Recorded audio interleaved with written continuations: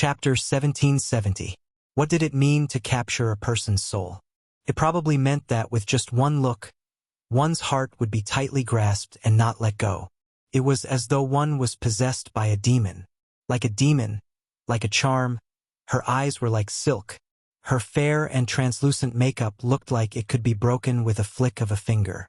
Her skin was naturally good, and her soft red lips were embellished with a little lipstick.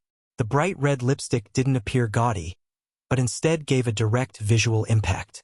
Her black hair, black eyes, and red lips were moist and moist. When the corners of her lips curved slightly, it was like a blooming flower.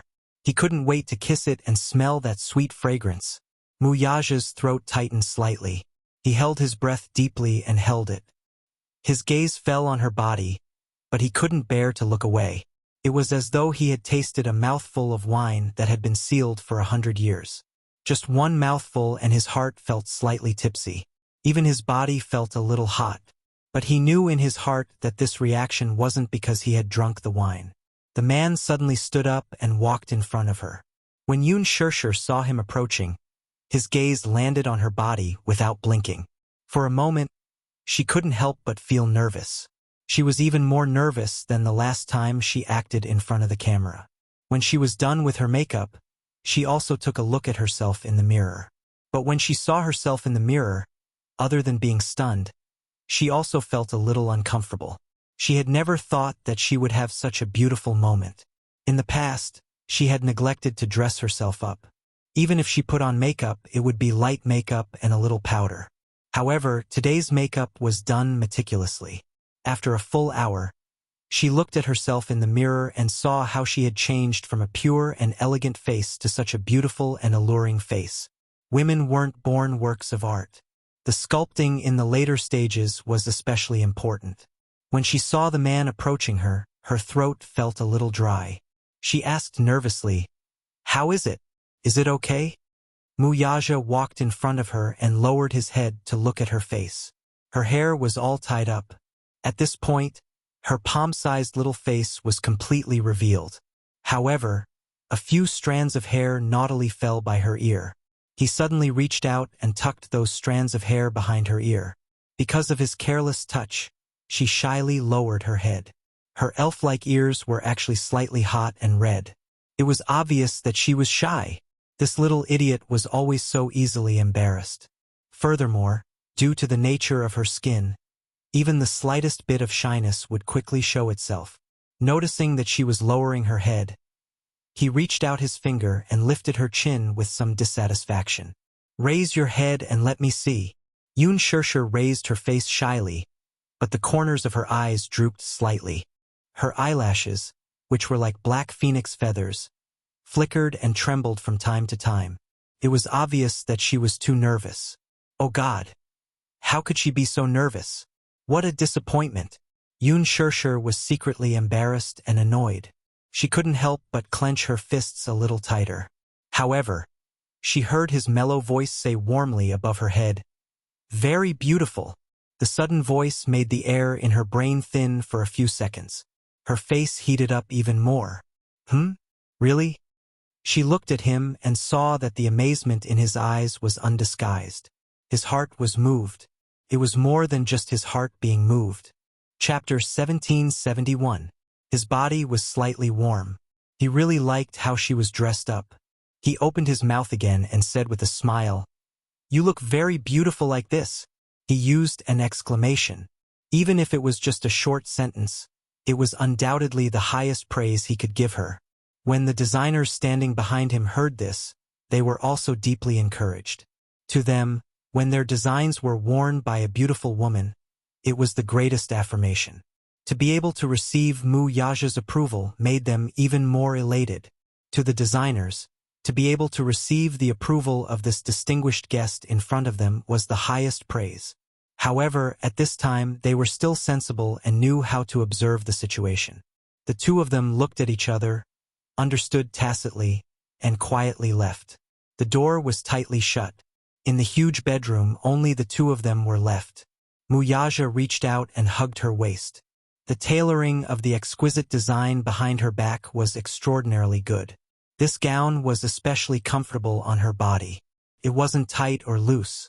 Every inch of curve seemed to be completely natural. He hugged her and pulled her into his embrace. From the angle where he lowered his head, he could see her pair of eyelashes fluttering like butterfly wings. They were thick and long, gentle and lovely, and set off her moving temperament. He couldn't help but nod his head and lightly kiss her fluttering eyelashes. Soft kisses fell between her eyebrows, the corners of her eyes, the tip of her nose, the edge of her lips, and finally to her elegant and beautiful neck. The kiss was deep, but his eyes were burning hot. This was his fiancée, the woman who would hold his hand for the rest of his life, his only wife. She was so beautiful that it was as if she didn't eat the food of mortals. She was like a fairy that no one could profane. Yoon Shirshir couldn't help but laugh a little. She pushed him, but he didn't know that he was satisfied and couldn't bear to leave her. His hand cupped the back of her head and he kissed her lips. He didn't forcefully seize it, nor did he attack the city. Instead, he carefully and gently decorated it over and over again. He wanted to taste it. It was like kissing a piece of art, a rare treasure. He loved it, but he couldn't bear to use too much strength. Yoon Shirshir pushed him away and looked up.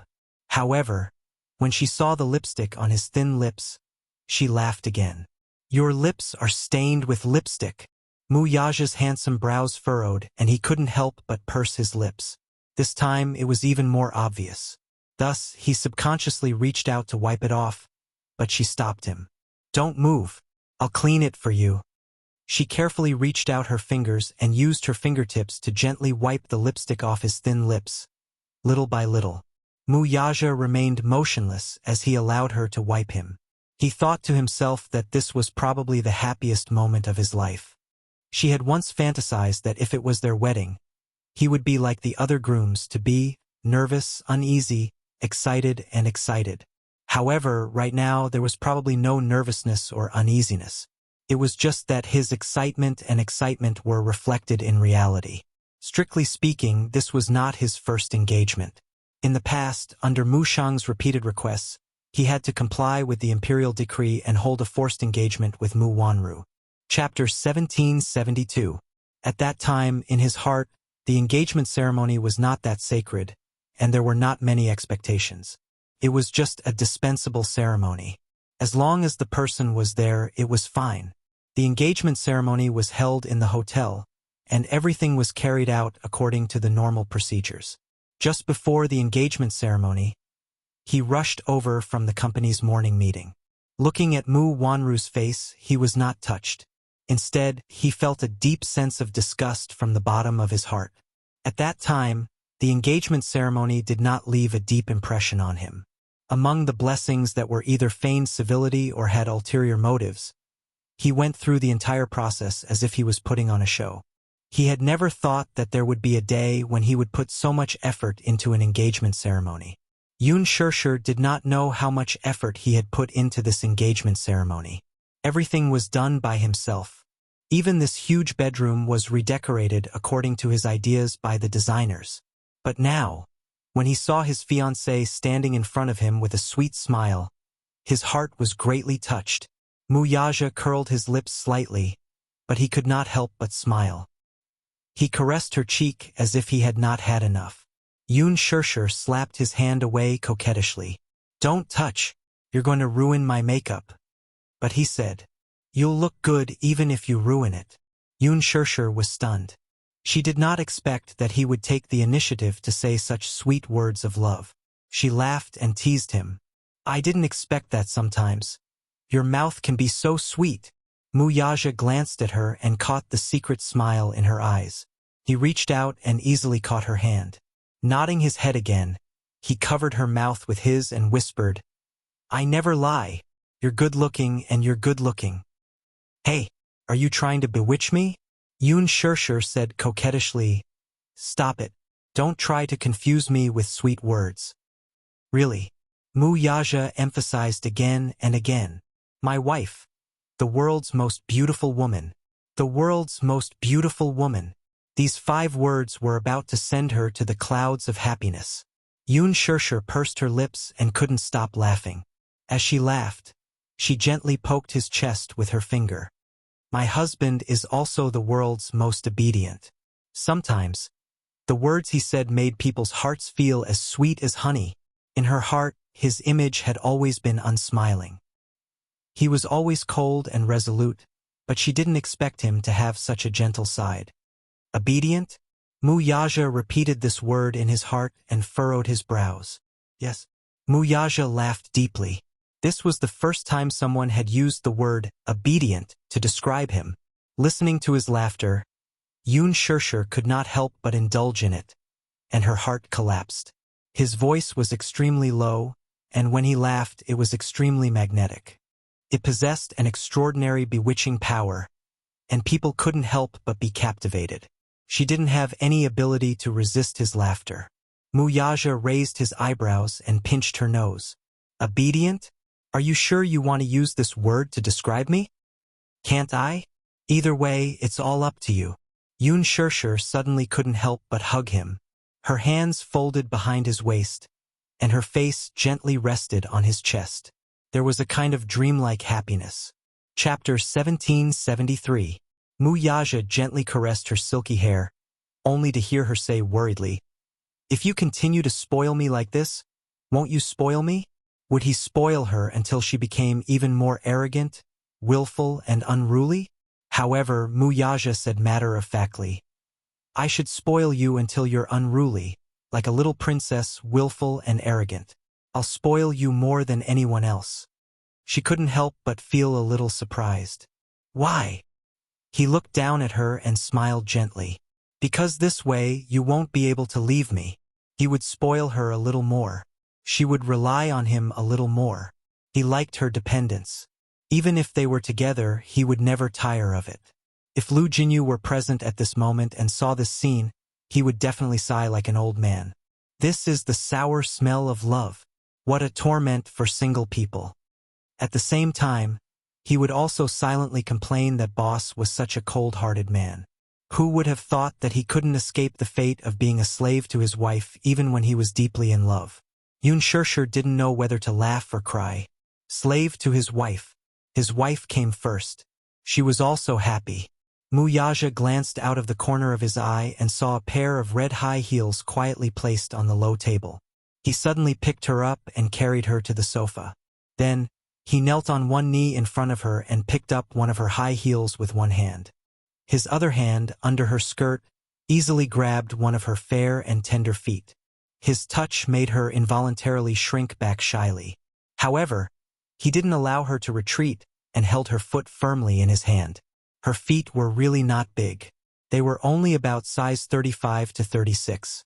She was not short, but her small feet were not even as big as his palm. She was so small and her hands were so small. Even this pair of jade feet could be held in one hand. "You?" She suddenly spoke up, trying to stop him. He raised his eyes to look at her. His handsome eyes were deep and his gaze was burning. She immediately blushed and nervously grabbed the corner of her skirt, crumpling it. Looking at this posture, was he going to personally try on the high heels she would wear at the engagement party? However, seeing him kneeling on one knee and lowering himself, she couldn't help but feel a little uncomfortable. He had always been high and mighty, like an emperor. Now that he was kneeling on one knee in front of her, she felt a little shy. At the thought of this, she immediately blushed and said, I can do it myself. No need, you sit down." As he said this, he held her foot and gently put the beautiful red high heels on her foot. It was neither too big nor too small, just right. The red high-heeled shoes did not have any repetitive design. The shiny slanted shoes set off a luxurious and elegant feeling. He then put it on the other high heels for her. Inzzzzzzzzzzz. SSSSSS. SSSS. SSSSS. As if he's. In contrast to her zzzzzzz. His s was as if serving her shoes was a matter of course, and there was nothing to be surprised about. After putting it on, he helped her stand up. The skirt fell to the ground, covering a pair of jade feet. She walked back and forth, and the high heels fit her perfectly.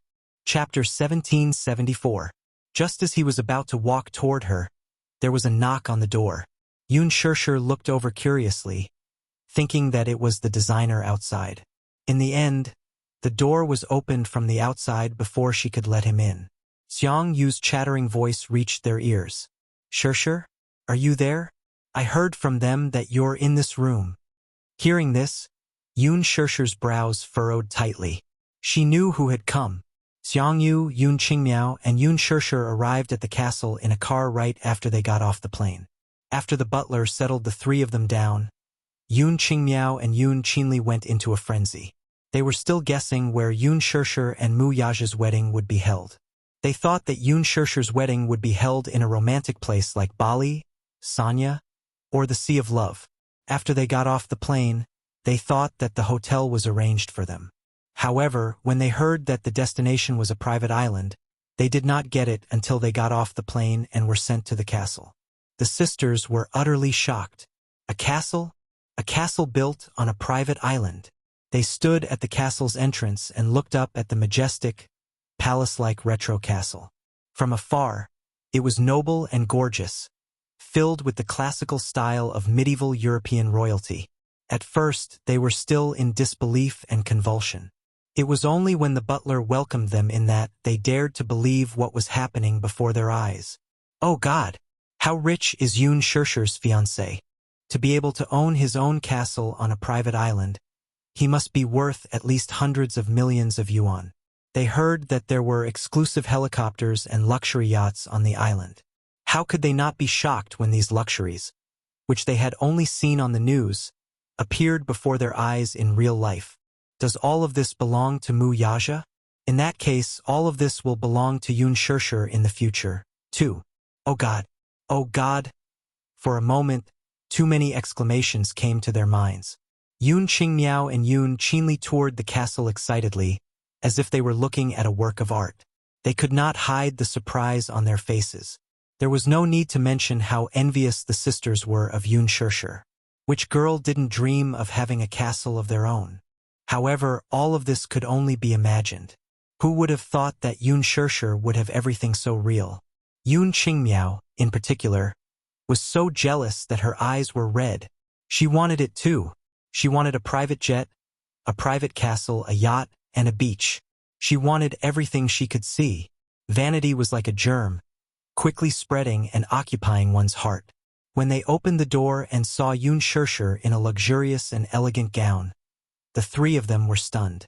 Then, they surrounded her with envy. When they passed through the arched door, Xiang Yu saw Mu Yaja. She was startled for a moment. Then her lips curled into a warm smile. Little Mu, you're here too. Because of the angle just now, he didn't see him immediately. Upon seeing Mu Yaja, Yun Qingmiao and Yun Qinli exchanged glances and smiled sweetly. Brother Mu, brother-in-law-to-be. Mu Yaja only gave a low hum of acknowledgement, but the smile on his face quickly faded and became a little colder. Chapter 1775. Yes, we just arrived. We heard that you're here, so we rushed over to see you. Xiang Yu's smile was incomparably affectionate, and there was a fawning look in her eyes as if she was trying to get close to her. Yun Shirshir, however, asked awkwardly, "Why didn't you knock before coming in?" This question stumped Xiang Yu. Yun Qingmiao grinned and said, "The door isn't locked, so we pushed it open and came in. Did we disturb you?" The door was not locked, so they pushed it open and came in. Wasn't this reason a little too pompous? This room was her personal space, after all. How could they enter without knocking or asking for permission? Knocking on the door was out of courtesy, and they could only enter after asking if it was convenient. Yun Shirshir smiled and asked, "Since you just arrived, did the butler arrange a room for you?" "Yes. It's just that the room is a little small," answered Xiang Yu. "Small?" Yun Shirshir glanced at Mu Yaja with a puzzled look. Yun Qinli, who was beside her, said, "Oh, it's not small.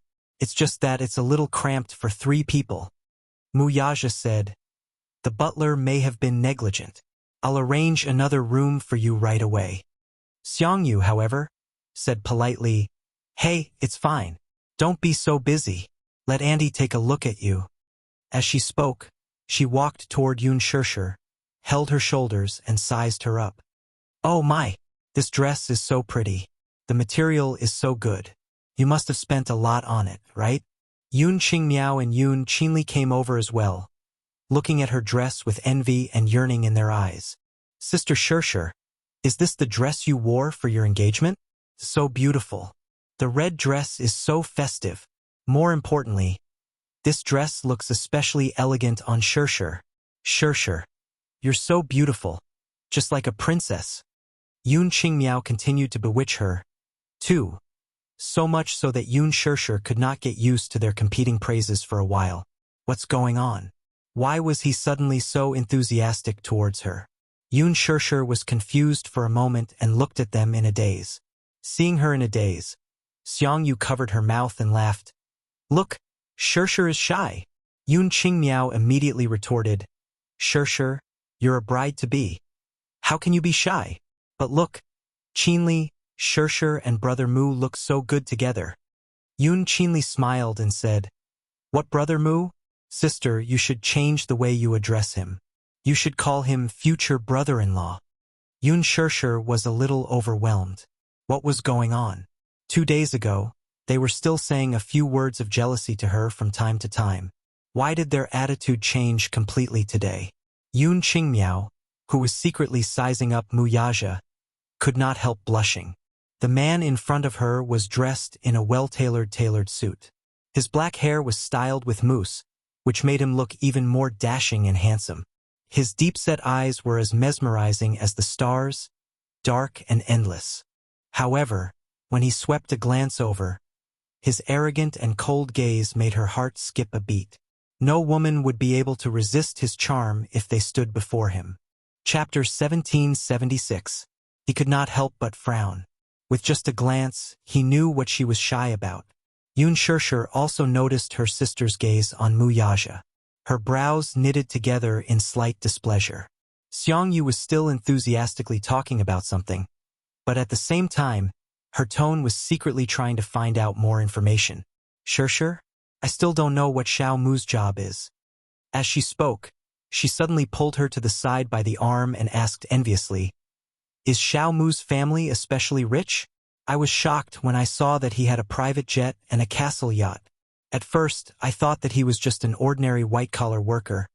But now, it seems that he's not that simple." Yun Qingmiao pretended to ask casually, "Shirshir, what's the background of our future brother-in-law? You haven't told us about him. Is it because you don't treat us as your family?" Xiang Yu quickly chimed in, "That's right. Tell us, and we'll give you a reference to check him out." Yun Shirshir frowned and glanced at Mu Yaja, only to see him standing there and patiently talking to Yun Qinli. Yun Qinli was like a happy little bird as she circled around Mu Yaja, looking at him with adoration and asking questions from time to time.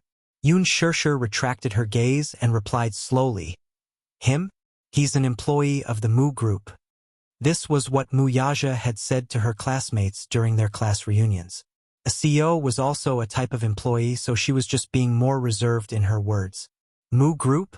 Employee? Xiang Yu was surprised to hear that. She had never heard of the Mu Group. She had never come into contact with the business world, so she did not know what kind of status the Mu Group had in the business world. An employee, though, it did not look like one, right? How could an ordinary employee afford a private jet and such a huge island of the dead? "Shirshir, are you hiding it from me? Or are you also kept in the dark? He doesn't look like a company employee at all. I think he must be a rich second-generation heir with a net worth of billions. Otherwise, how could an engagement ceremony be so extravagant?" As soon as Xiang Yu finished speaking, Mu Yaja seemed to have heard her voice and walked towards them. He walked forward and put his arm around Yun Shirshir's shoulders in a very natural manner. He smiled politely and said, "This is not a big deal. Shirshir and I only have one engagement ceremony in our lives. Naturally, we have to make it grand." When Xiang Yu saw Mu Yaja walking over, she was startled. She was afraid that he had heard her words. However, when she saw that he was polite and didn't seem to be angry, she felt relieved. "Xiao Mu, you haven't introduced yourself yet. Since you are Shirshir's fiancée, as Shirshir's aunt, and Shirshir is my only niece, I have to check on her." Our Shirshir is gentle and virtuous. Since you've decided to marry her, then you should take a look. Since she's already your fiancée, then it's my responsibility as an aunt to inquire about your family's situation. These words were said in an extremely dignified manner. Xiang Yu just wanted to see what kind of family Muyaja was from. She was just being vain. Chapter 1777. Check. Muyaja raised his eyebrows and quickly understood her intentions. Yun Shirshir was a little angry when she heard Xiang Yu's words. What did she mean by being her aunt and checking for her? What right did she have to check for her? What did it have to do with her, who she was marrying, the status of the person she was marrying, and his family background? Could it be that when she got married, she had to know everything about the person she was going to marry? Regardless of whether he was rich or poor, she had her eyes on this man and wanted to spend the rest of her life with him. If she said that, it would make others misunderstand that she chose to be with Muyaja because of his family background. Yun Shirshir was so angry that her face flushed red. Her face, which was originally covered in rouge, was now even redder. Muyaja lowered his head to look at her and knew that she was a little unhappy. Hence, he said, Shirshir is my fiancée and the wife that I have decided to be with for the rest of my life. There is no doubt about my feelings for her. Of course, the so-called sincerity is not something that can be proven with empty words. I will only say that regardless of whether I am rich or poor, even if I have to give up everything, I will not let her suffer. Moreover, the so-called power, wealth, and status are never eternal. But my sincerity towards her will never change in this lifetime. His voice was deep and mellow, with a charming magnetism. His words were not to be refuted. Xiang Yu was stunned. His sincere confession was so deep and sincere that it indirectly refuted her words. Instead, it made her words seem even more pretentious. Who was Muyaja? He had been on the battlefield for a long time and had traveled through bloody battles. He had seen many schemes and schemes. No matter who it was, what they were thinking, he could see through it all with just one look. How could Xiang Yu's narrow-mindedness escape his eyes? With just a few words, she had no choice but to shut up. His invisible and imposing aura made her feel a little lightheaded and light-footed. This man's aura was not ordinary. His words were overbearing, making people have no choice but to submit to him. Xiang Yu smiled awkwardly and nodded. That's right. What power. What wealth. It's all fake. Only sincerity was real. The most important thing is that you care about Shirshir and the two of you are happy together. It's good that you understand. Muyaja paused for a moment, then said in a deep voice, Now, I'm going to bring Shirshir to meet a few of my important guests. Please return to your room. If you need anything, just instruct the housekeeper.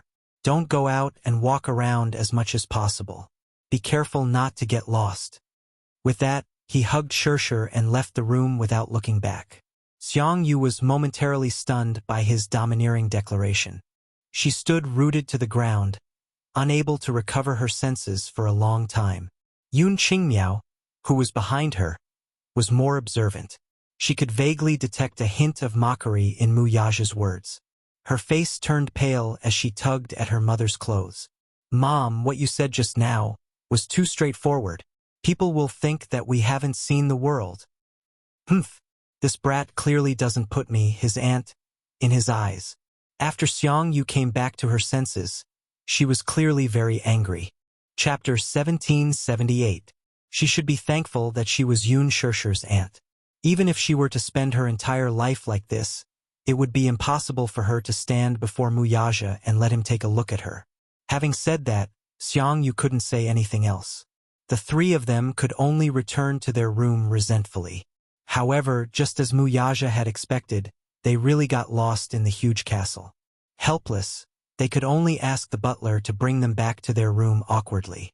Along the way, Yun Shirshir was still puzzled. She didn't know who this man was bringing her to see. It wasn't until they arrived at the reception room that she saw Lu Jinyu sitting on the sofa and smoking a cigarette that she suddenly realized what was going on. The moment Lu Jinyu saw Muyaja push open the door and enter, he saw the woman in his arms. He immediately stood up and greeted with a smile, "Chief sister-in-law, Yun Shirshir smiled at him politely. She had a better impression of him after he helped her at the hospital last time. However, facing the lingering smoke in the reception room, she still frowned uncomfortably and waved her hand slightly. She actually didn't like the smell of cigarettes. It was very suffocating. However, Lu Jinyu knew how to read people's expressions. Seeing that she seemed to be a little disgusted by the smell of cigarettes, he immediately put out the cigarette in his hand in the ashtray. Yun Shirshir was touched by his action. He knew how to take a woman's feelings into consideration. This man should be an elegant gentleman with good etiquette. There were 3 other unfamiliar men sitting in the reception room. They also stood up behind Lu Jinyu and greeted Wuxia. "Boss!" One of the handsome men, who looked slightly younger, looked at Yun Shirshir with a hint of surprise in his eyes. However, more than that, he couldn't hide his amazement. "This must be sister-in-law." Yun Shirshir smiled politely. "Hello," Wuxia said. "Let me introduce you. This is your sister-in-law, my fiancée. From now on, all of you should follow Jinyu and call her sister-in-law." When everyone heard this, they first glanced at Yun Shirshir and smiled at each other. Then, they said in unison, "Hello, sister-in-law." Yun Shirshir did not know whether to laugh or cry at such a situation. "They are? You didn't even introduce them to me." Yun Shirshir secretly rebuked. Wuxia introduced Lu Jinyu. "You should have met this man before. Lu Jinyu is in charge of all the affairs of the corporation under me. He's very capable." Lu Jinyu smiled and said, "Sister-in-law, we met a few days ago. You should still remember me." Yun Shirshir pretended to be confused and said, I don't remember." Lu Jinyu turned pale with fright. "No way, sister-in-law. It's only been 2 days and you've already forgotten about me?" After saying that, he couldn't hide the disappointment and sadness on his face. Yun Shirshir giggled, but she was a little shy. "I'm just kidding. It's all thanks to your help at the hospital that day. How could I forget?" Lu Jinyu was stunned, but he laughed out loud. His sister-in-law was really cute sometimes. "This is Jiangshan. Don't be fooled by his baby face. He's actually 27 years old." Wuxia introduced the man who looked exceptionally young and tender. Jiangshan immediately protested, "Boss, you can't do this. I'm only 18 years old." Chapter 1779. Judging from his appearance, she had thought that he was underage. It turned out that he was only 1 year younger than Wuxia. Wuxia then proceeded to introduce the rest of the team members. They were all his right-hand men, who were in charge of all the affairs of the Xingyu Financial Group. For example, Jiangshan looked young, but he was the financial director of the Xingyu Financial Group and firmly controlled the financial power. Another was Pei Xiaoyu, the public relations director of the Xingyu Financial Group. He was about 25 or 26 years old and looked gentle and refined. The last was a slightly older man, Jing Cheng. The 4 of them were also attending the engagement party as Wuxia's brothers. After Wuxia's introduction, the 4 men immediately gave Yun Shirshir a friendly and respectful smile. The 4 of them addressed her as sister-in-law, but Yun Shirshir was a little at a loss. She blushed slightly. This was the first time she was facing Wuxia's brothers, so she couldn't help but feel a little embarrassed. However, after interacting with each other, they were all experts in EQ. After laughing and chatting, they easily dispelled the awkward atmosphere. They all had a close and friendly attitude towards Yun Shirshir. After all, she was Wuxia's fiancée, so they naturally liked her. Jiangshan even circled Yun Shirshir twice and sighed in amazement. "You're indeed the woman that boss likes. Sister-in-law, you're really elegant. This is the gown that you'll wear at the engagement party, right? Oh, sister-in-law, you're so beautiful in it. You're just like a fairy." Lu Jinyu joked, "Jiangshan, don't mess around.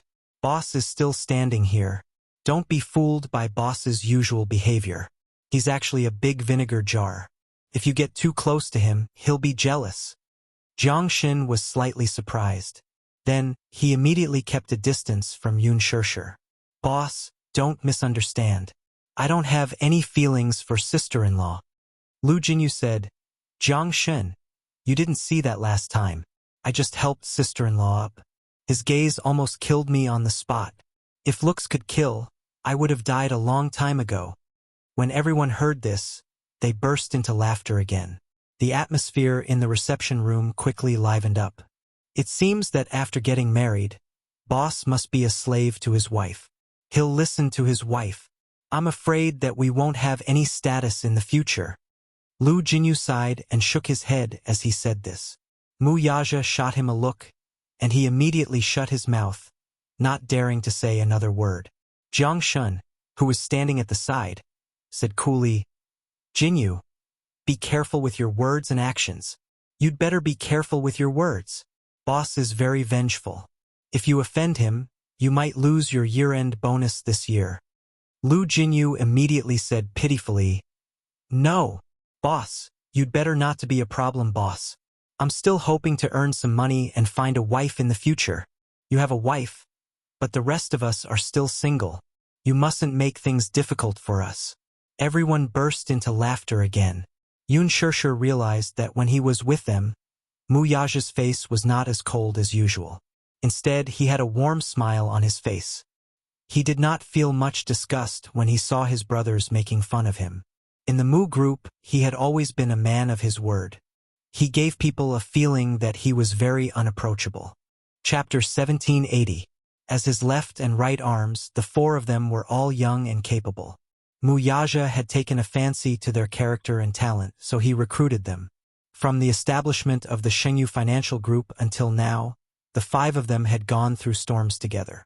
It could be said that they had many years of revolutionary feelings and had long cultivated a tacit understanding that was as close as brothers. With just a glance, they could understand each other tacitly.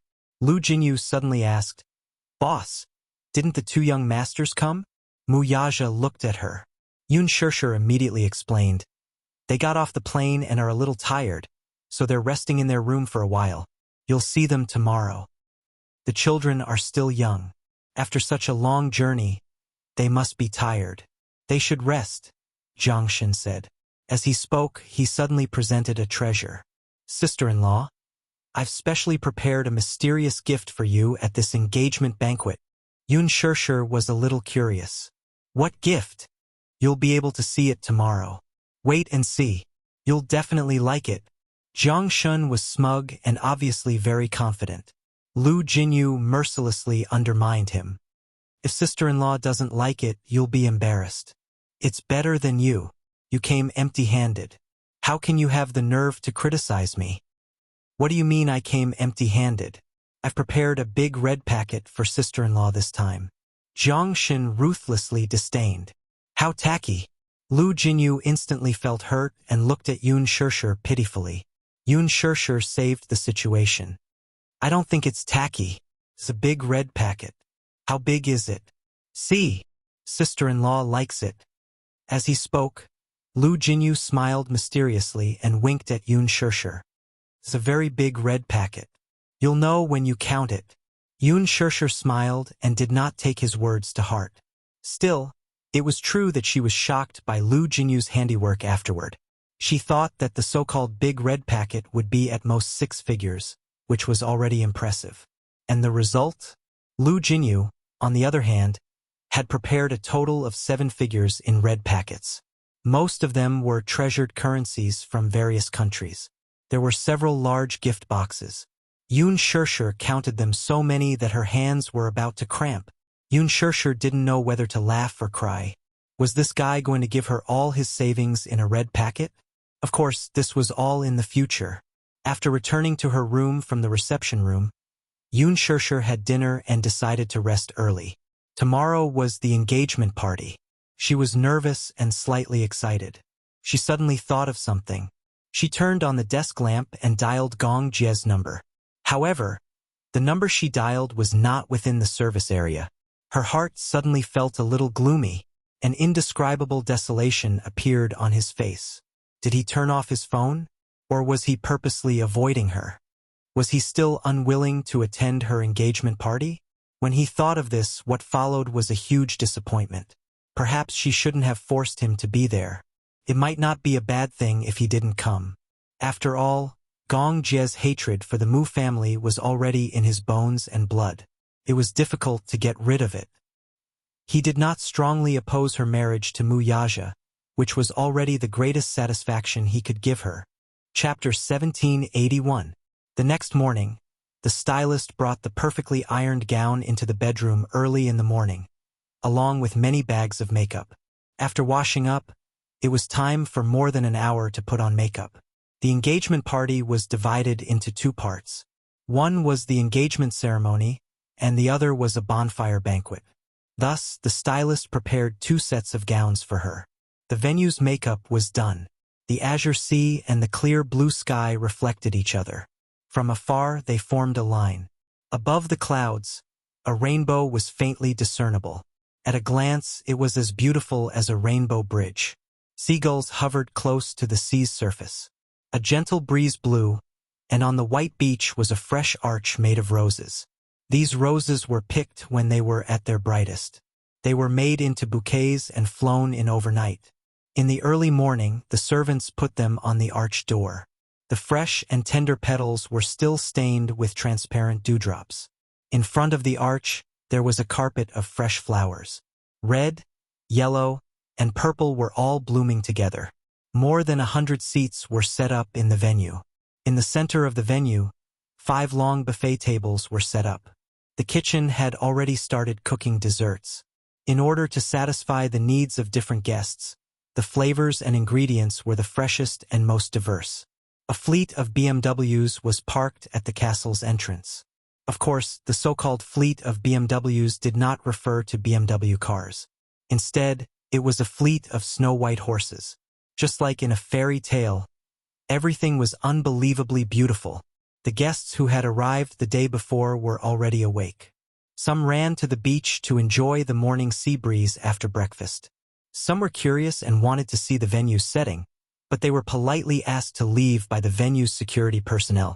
Yun Qingmiao, on the other hand, was lucky enough to catch a glimpse of the engagement party's setting. Jealousy filled her heart. How did Yun Shishir manage to hook up with such a powerful husband? It's just an engagement party. It's not even a formal wedding. Why did they spend so much money on it? They even lied to us by saying that he's a company employee. Who are they kidding? As he thought about it, his heart felt twisted. He felt that this kind of life was too unfair. After Yu and Xiaoyichen woke up, they ran to Yun Shishir's room. They had fallen asleep on the plane yesterday and were carried off the plane by the bodyguards. As a result, she missed the moment when Yun Shishir tried on the gown and missed the chance to see how beautiful her mother looked in the gown.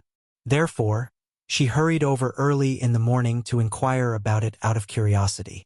The two little guys pushed the door open. In the huge princess room, the morning sun shone through the window. Yun Shishir stood in front of the floor-to-ceiling window. At this moment, she had already changed into a formal dress. She was like a blooming rose, making people unable to take their eyes off her. Xiaoyichen was stunned. He stared at her with his big, watery eyes without blinking. Yu glanced at him and felt sorry for him. She kindly raised her hand to close his jaw that was about to dislocate. Xiaoyichen was still so shocked that he could not speak. He had never seen his mother look so beautiful. She was wearing a rose-colored gown and looked like a fresh flower. It was the most beautiful moment. Yu waved her hand in front of his eyes. "Hello, Muichen, are you stupid?" Chapter 1782. Yun Shishir was admiring the scenery of the beach through the window. The pure white beach, the circling seagulls, and the gentle sound of the waves crashing against the beach. Everything was so beautiful. The morning breeze by the beach blew in their faces, but they did not feel cold at all. Yu waved his hand in front of his eyes.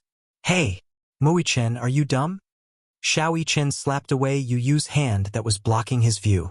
He ran excitedly towards Yun Shishir and hugged her from behind. "Mommy!" Yun Shishir was stunned. When she came back to her senses, she turned slightly and placed her hand gently on Xiaoyichen's shoulder. She smiled. "Baby, you're awake." Xiaoyichen nodded his head vigorously and praised. "Mommy is so beautiful. You look like a fairy.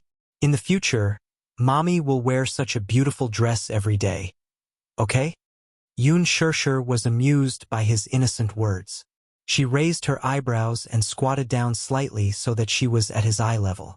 She did not know whether to laugh or cry. How can I wear this dress every day?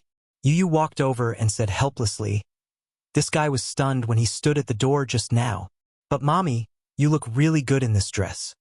Suddenly, he could not help but say viciously, maybe mommy doesn't care about her appearance normally and doesn't pay attention to her appearance. That's why you look as beautiful as a fairy when you dress up. This was why Mui Chen was taken aback by the disparity in his heart. Yoon Shirshir did not know whether to laugh or cry at his words. She pretended to be sad and said, Yu, do you have to be so mean to mommy? Xiao Chen giggled and said, Yu has such a vicious mouth. Mommy, teach him a lesson. Yu glanced at him coldly and smacked him on the head. You're the one who's asking for a beating. Feeling aggrieved, little Chen hugged his injured head and glared at him with a pitiful expression. Yoon Shirshir immediately said, Yu, don't bully your brother. Mommy, he's the one who bullied me. Yu looked aggrieved. When it came to acting innocent, he was an experienced veteran. When Yoon Shirshir saw his pitiful expression, she couldn't bear to scold him. Mui Chen retorted innocently, When did I bully you? It's clear that you've been bullying me more. You still have the nerve to ask me? Last night you slept so restlessly. You kicked the blanket and hugged me like a bear. I didn't rest well the whole night. I was almost paralyzed by you. After you finished speaking, Mui Chen immediately looked guilty. All right, both of you stop fooling around. Okay? Mui Chen nodded and said, Okay, today is mommy's engagement party.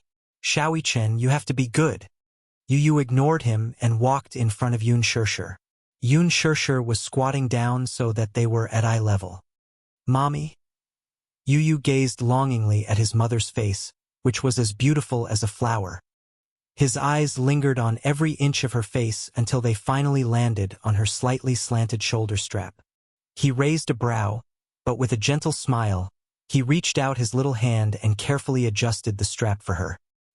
He lowered his long eyelashes and the tenderness in his eyes made Yoon Shirshir's heart melt. Mommy, you're already 24 years old. Why are you still so careless? The shoulder strap is crooked. It won't be pretty anymore. Chapter 1783. As Yu tidied himself up seriously, his pink lips curved into a delicate smile. Yoon Shirshir stared at him in a daze. For a moment, she even held her breath, unwilling to let her heavy breathing disturb the tranquil warmth of this moment. This morning, Yu got out of bed and dressed himself. He tidied up his clothes, from suspenders to a small suit to a black bow tie. He looked like a noble little gentleman, noble, elegant, and courteous. He was especially attentive.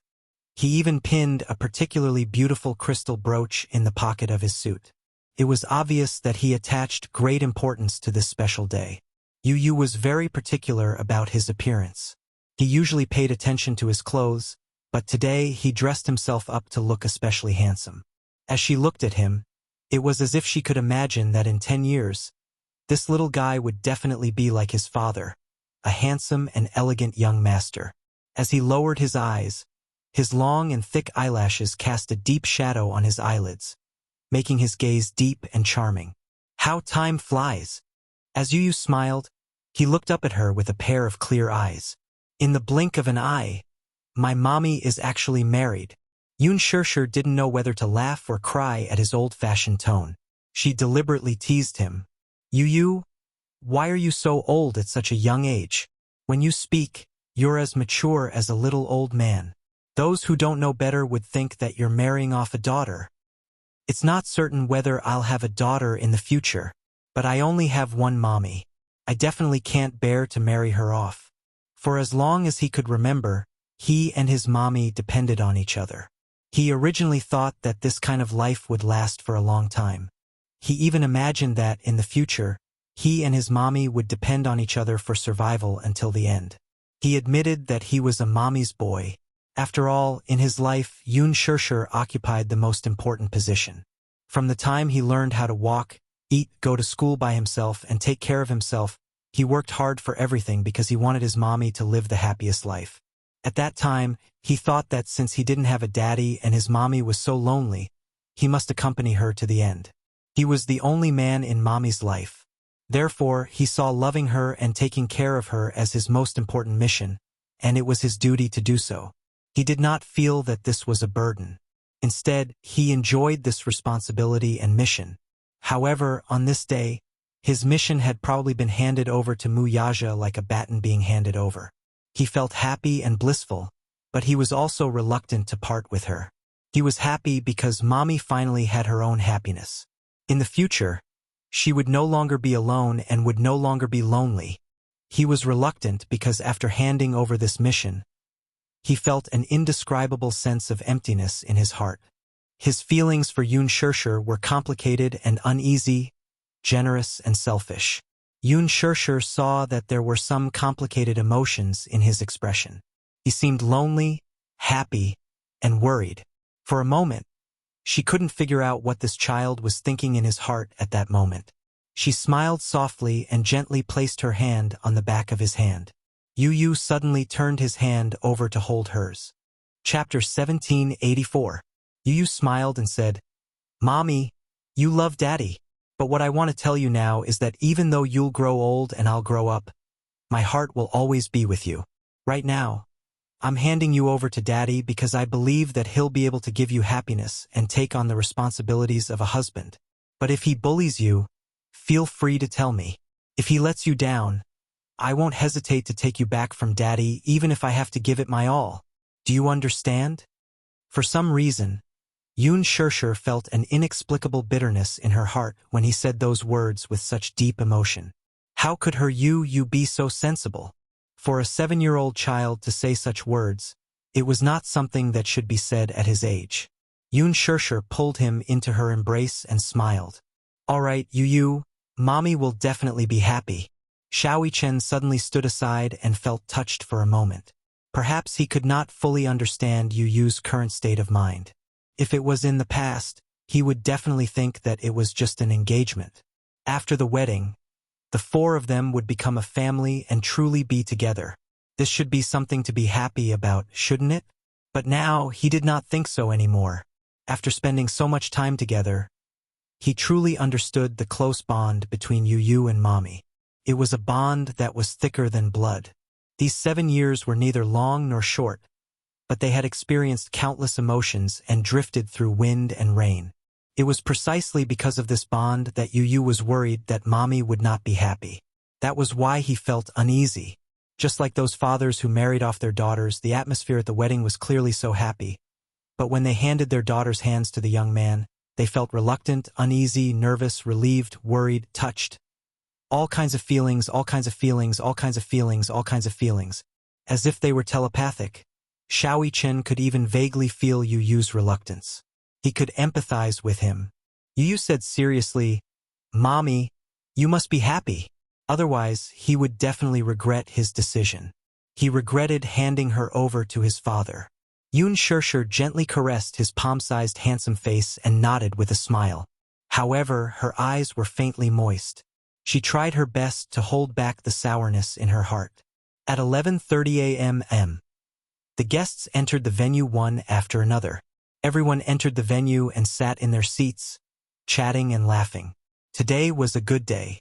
This island was located in a semi-tropical zone and was warm all year round.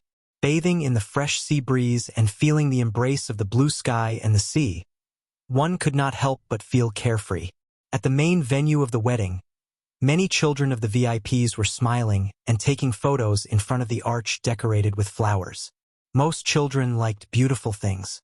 Some of the children who loved to cry would forget to make a fuss in this romantic atmosphere. They would sit in their parents' arms and smile innocently. Wuxia's group of brothers also rushed to the venue and started to entertain the guests. Yun Yeqing pushed Yun Yeho's wheelchair and sat down under the arrangement. Yun Yeho looked around at the romantic venue and could not help but sigh. This venue seems to have been prepared with great care. Chapter 1785. Surrounded by such a romantic atmosphere, she did not even dare to raise her voice. Yun Yeqing nodded with a smile. It's a once-in-a-lifetime engagement, after all. The preparations must be meticulous. This shows that Shershur's fiancé dotes on Shershur a lot. He put in the effort to give her such a romantic wedding. Today is a good day. I'm so excited that I can't sit still. Yoon Yeching smiled. You just have to sit still and watch Shershur receive everyone's blessings. Yoon Yeho smiled, feeling happy for Yoon Shershur from the bottom of his heart. Yoon Qingmiao, who was sitting at the side, could not hold back her surging emotions. All her attention was on the romantic setting of the wedding. Yoon Qinli, on the other hand, was looking left and right. She could not help feeling disappointed when she did not spot Gu Xing's figure. It seemed that Yoon Shershur and Gu Xing's relationship was not that good. After all, Gu Xingze did not attend the engagement ceremony, which meant that the two were not on good terms. Xiang Yu, on the other hand, was only focused on observing the guests present. The venue was divided into the groom's and the bride's seats. The bride's seats were filled with Yoon Shershur's relatives and friends. Xiang Yu, on the other hand, was sizing up the groom's guests' attire, and identity tokens. She was obviously looking for a match. From time to time, she would tug at Yoon Qingmiao's sleeves and whisper to her about which guest was young and handsome, which guest was wearing an expensive watch, and which guest looked rich. Xiao Shui, who was sitting at the side, heard all of this. She frowned in disgust and wanted to flare up on the spot. She did not expect Shershur to have such a top-notch relative. What was this? Today was Shershur's engagement ceremony. Yet this top-notch relative was actually looking for a rich and powerful man for her daughter. If not for the special occasion today, she would have lost her temper on the spot. Xiao Shui forced herself to hold it in. She planned to bring it up to Yoon Shershur after the banquet. At 11:40, the BMW appeared at the gate of the castle on time. When Yoon Shershur appeared at the door in her splendid attire, she saw 2 rows of concierges holding gift books in their hands. Their postures were ramrod straight and their chests puffed out. Standing at the end were 2 rows of flower boys holding fresh and tender white roses in their hands. As for the flower boys, she didn't know where Mu Yaja had hired them from. They had delicate features, blonde hair, and blue eyes. Standing in the middle of the cluster of flowers, they looked holy and beautiful. The words of the white rose symbolized respect and holy love. Only you are compatible. At the same time, it also means that you belong to me. Yoon Shershur looked at the beautiful bouquets and smiled. At the entrance of the castle, a red carpet was laid out neatly. At the end of the red carpet was a BMW waiting for her. Mu Yaja stood beside the carriage. When Yoon Shershur's gaze fell on him, she couldn't help but be shocked. It was not that she had never seen him in a suit before. In fact, this man had a preference for suits. Perhaps it was because of his status, but he would only take off his suit and change into casual clothes on rare occasions. In the past, he had always worn a well-ironed suit. However, she had never seen a man who could make a suit look so cold, elegant, and noble. Chapter 1786. However, with that handsome face of his, when he appeared in front of her against the light, she was like a young and immature girl. Her heart was stirred and her heart was beating wildly. So handsome, especially his hairstyle, which had been carefully trimmed. In the past, his fringe naturally covered his handsome eyebrows. It was not messy, but it did not disappoint. Now that he had styled his hair, his handsome face was completely revealed. His deep and mesmerizing eyes were even more captivating, making it impossible for anyone to avoid them. His gaze seemed to have a magical power. When it landed on her body, it made her heart beat like thunder. She was so nervous that she even forgot how to calm her breathing. Mu Yaja also looked at her with a gentle smile on his lips. It seemed that only because it was her, when he smiled, that gentleness could reach the bottom of his eyes. Suddenly, music started playing. Amidst the sacred music, the flower children held bouquets and sang a sacred and romantic poem in unison. Love is a star shrouded in the morning fog. Without you, heaven also becomes hell. Adorable war horse, subtly trembling, this shy and gentle embrace. On your beautiful cherry lips, I'm used to using kisses instead of words. My kiss is like a flame from the bottom of my heart. The happiness that kissed me yesterday has turned into nothingness today. I've obtained sincere love, spending time with you under the parasol tree. A flower child came forward and handed the bouquet of white roses to Wuxia. Wuxia took the bouquet and slowly walked towards her. With every step he took, her heartbeat actually sped up. The person in front of him was standing there, waiting for him to welcome her and hold her hand. Wuxia looked at her. Against the light, his gaze was like a torch, unwavering. Yun Shirshir's hands were crossed in front of her as she nervously watched him approach. Her skirt reached the ground, holy and dignified. Even if the wind slightly ruffled her hair, it did not diminish her beauty at all. Speaking of which, temperament was a very strange thing. Some people were born noble, but they didn't have an elegant temperament. As for her, although she wasn't born into a noble family and wasn't born into a rich family, when she appeared at the entrance of the castle, wearing a luxurious dress, her elegant and noble temperament couldn't be concealed and was on the verge of bursting out. Wuxia walked in front of her with his right hand behind his back and his left hand holding a bouquet of flowers. He only stopped when he was right in front of her and nodded to look at her. The melodious music of the ceremony sounded. Everyone on the scene held their breaths, either in amazement or anticipation as they stared at this moment. His lowered gaze made her even more nervous. For a moment, her mind was blank and she was at a loss of what to do. She didn't even know where to place it properly. The first time in her life, which she had fantasized about countless times, was displayed so realistically and dreamily in front of her. When the man in her heart stood in front of her with a rose in his hand, she suddenly realized that the wedding in her fantasy was not a dream. Yun Shirshir looked at him with a blushing face and a hint of shyness. It was as if her face was dyed with peach blossoms. Even the best quality rouge couldn't compare to her at this moment. She pursed her lips and took the white roses from his hand. Around them there was a round of applause. Chapter 1787. Yun Shirshir nodded and replied in a voice as soft as a mosquito. In the next second, under everyone's stunned gazes, the man carried her in a princess carry. Hugging her waist, he easily supported all of her weight.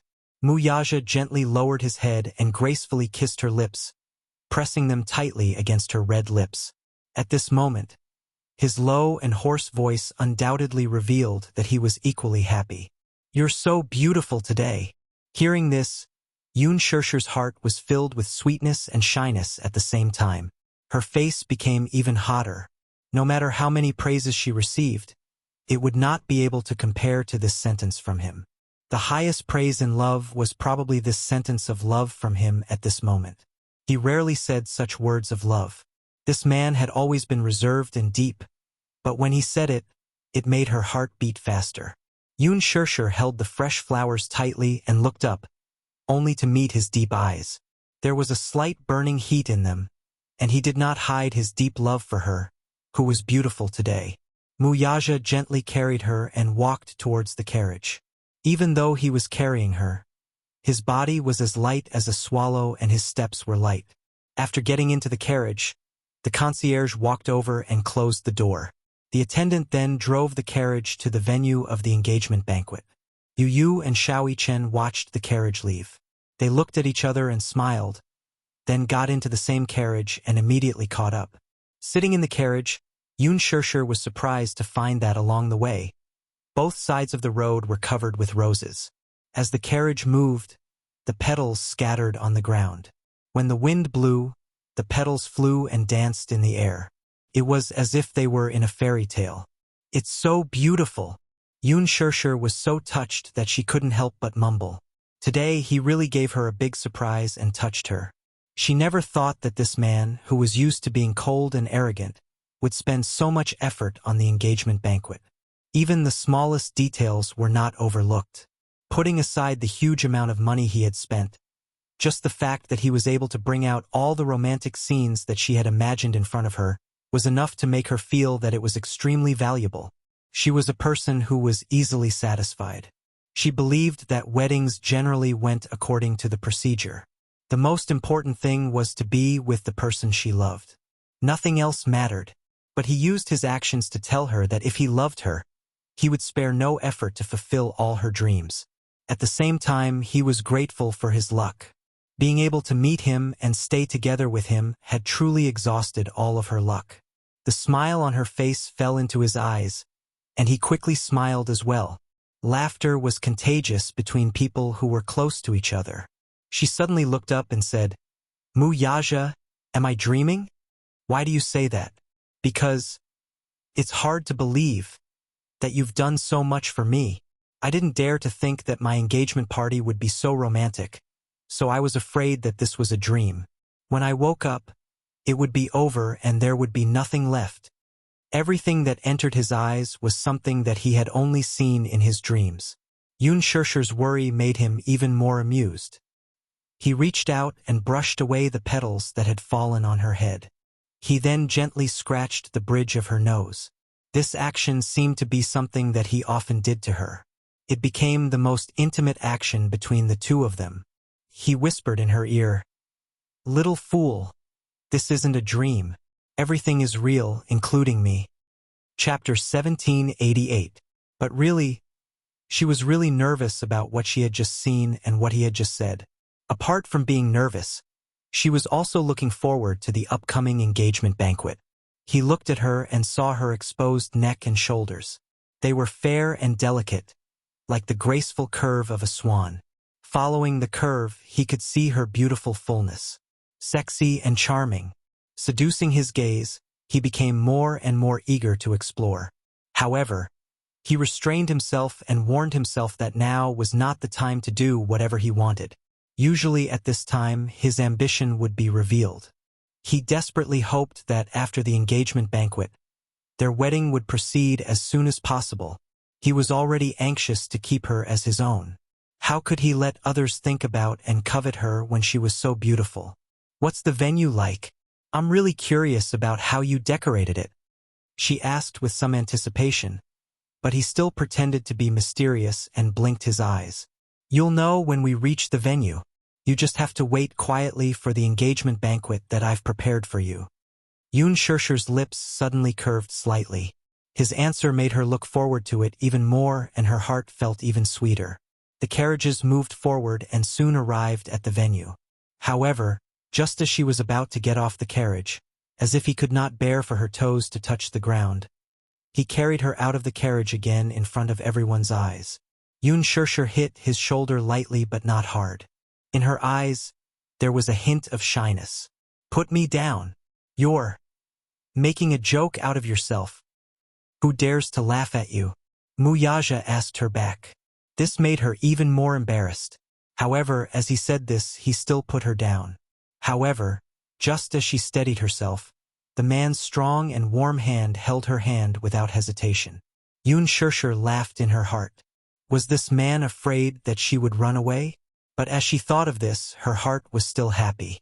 At least it meant that he cherished her, didn't it? From the man's details, she could see how important she was in his heart. When they arrived at the entrance of the venue and stepped on the red carpet, fireworks bloomed and fell on them. The innocent and romantic laughter of the flower girls standing on both sides of the red carpet quickly stirred up the atmosphere of the entire venue. Yun Shirshir had a panoramic view of the entire venue. "I like it so much, especially that arch decorated with flowers. It was simply too romantic." In the past, when she watched movies, she was especially envious of couples standing under this romantic arch and receiving blessings. Yun Shirshir secretly sighed in her heart. She let him hold her hand and walked towards the venue. Mu Yaja suddenly caught sight of Lu Jinyu, who was walking out of the venue. Lu Jinyu looked inexplicably nervous, as if he had something important to tell him. Mu Yaja couldn't help but stop and raise his eyebrows in confusion. Seeing that he had stopped walking, Yun Shirshir also looked at him curiously. However, when she saw that he was looking into the distance, she followed his line of sight and looked at Lu Jinyu. Lu Jinyu walked over and said in a low voice, "Chief, there was news just now that an unidentified armed cargo ship forced its way to the port of the island. A few unidentified foreign men came down from the ship. I don't know what's going on at the moment, but I'm planning to go over and take a look." Chapter 1789. Mu Yaja's eyes were filled with suspicion, and his tone was filled with displeasure. Didn't you order people to seal off this place?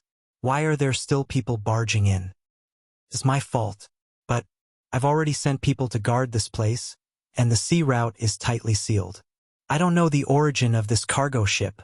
I've already sent people to stop them, but because those people are carrying weapons of mass destruction, there's been some conflict at the scene. I'm about to rush over to take a look at the situation. Mu Yaja's eyes darkened, and a gloomy expression appeared on his face. You're saying that it's an armed cargo ship that forcefully docked at the port? Yes. What other suspicious information do you have? Lu Jinyu pondered for a moment and then replied, based on the information we have, it should be a cargo ship full of military munitions. As far as I know, such cargo ships are usually used by arms dealers to transport military munitions, and they are equipped with a large number of military munitions.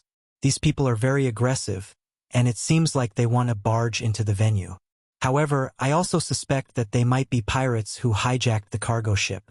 But it's just a suspicion, and it hasn't been confirmed yet. Muyaja's heart skipped a beat. Arms dealers were businessmen or organizations that engaged in the trade of military munitions. Generally speaking, these business groups would use shipping to transport goods from the factory to the front line of the battlefield in order to fool others.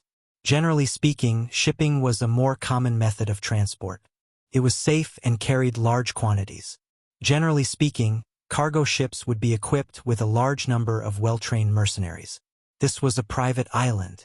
Although it was equipped with a relatively high level of security, it would definitely not be able to gain the upper hand if they were to deal with these people. Arms dealers, that was an organization that played with the flames of war. What could be more lethal than this? But why would an armed cargo ship barge in? The abilities of these people who came were really not small. Immediately, he ordered, "Go over and take a look. If there's anything, report to me immediately." "Yes, I'll rush over to take a look now." Lu Jinyu rushed over as soon as he finished speaking. Yun Shirshir saw that the two of them were nervous and alert as they talked, so she couldn't help but feel worried. "What's wrong?" "Nothing. Don't worry." However, just as he finished speaking, the rumbling sound of an armed helicopter could be heard from afar. Muyaja raised his head abruptly and saw a helicopter approaching the venue from the direction of the port. All the guests couldn't help but panic. Looking at the helicopter of unknown origin that suddenly appeared in the sky above their heads, no one knew what was going on, and they were faintly panicking. The strong wind created by the propeller was like a tsunami, sweeping away the flowers and trees. Yun Shirshir's skirt was also blown up by the strong wind. Muyaja immediately protected her behind him, handsome eyes cold, eyes vigilantly looking at the approaching plane. The helicopter slowly landed, and the cabin door was suddenly pushed open. At the cabin door, a tall and straight figure suddenly leaned out. His military windbreaker was fluttering in the wind, and his sleeves were fluttering. The man had one hand on the cabin door and the other on his hat. His casual posture could not hide his noble and arrogant demeanor. He raised his head slightly, revealing his incomparably handsome face to everyone's eyes. Chapter 1790. Muyaja's gaze turned cold. He was even more wary of this man's aggressiveness. Alas, when she caught sight of the man's handsome face, her breath caught in her throat and she could not make a sound for a moment. At the entrance of the helicopter, Gong Jie was dressed in a military trench coat. The sleeves of his coat fluttered in the wind, and a pair of snow-white military boots made him look even more handsome. His silver-white hair fluttered in the strong wind, constantly invading his arrogant and handsome face. The helicopter slowly made a forced landing. The wind and waves swept up sand and sand. The surrounding guests were either shocked or surprised as they gathered together and looked up at the godlike figure who seemed to have descended from the sky. Who is that? Gosh, isn't that a military helicopter? Who is that? Who is that man? He's so handsome. What a beautiful man. Look at his eyes. They're so mesmerizing. Yun Shirshir watched the helicopter descend lower and lower. She widened her eyes in disbelief until she saw that familiar and devilish face. For a moment, an inexplicable bitterness and emotion welled up in her heart. Then, She covered her mouth with her trembling hands and cried tears of joy. Xiao Jie, he's here. She thought that he wouldn't show up at her engagement party. Xiao Jie had said that the hatred of the Mu family's matricide had seeped into their bones and blood. It was impossible to get rid of it. The Gong and Mu families were irreconcilable. He would not object, but he would not attend her engagement party with the intention of giving her his blessings. Although he did not say it explicitly, she understood the meaning behind his words. Therefore, she had already mentally prepared herself to not have him at such an important moment in her life. She did not expect that he would appear. Like a god, he descended from the sky and appeared in front of her. Rumble, the helicopter's propellers whirred at high speed. A suspension ladder was suddenly lowered from the cabin's entrance. Gong Jie gracefully and nimbly descended the ladder.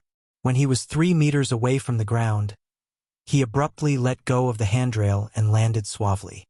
With a leap, he landed steadily on the ground. Ah! That was so dangerous. Jumping down from such a high place is too scary. Everyone cried out in surprise.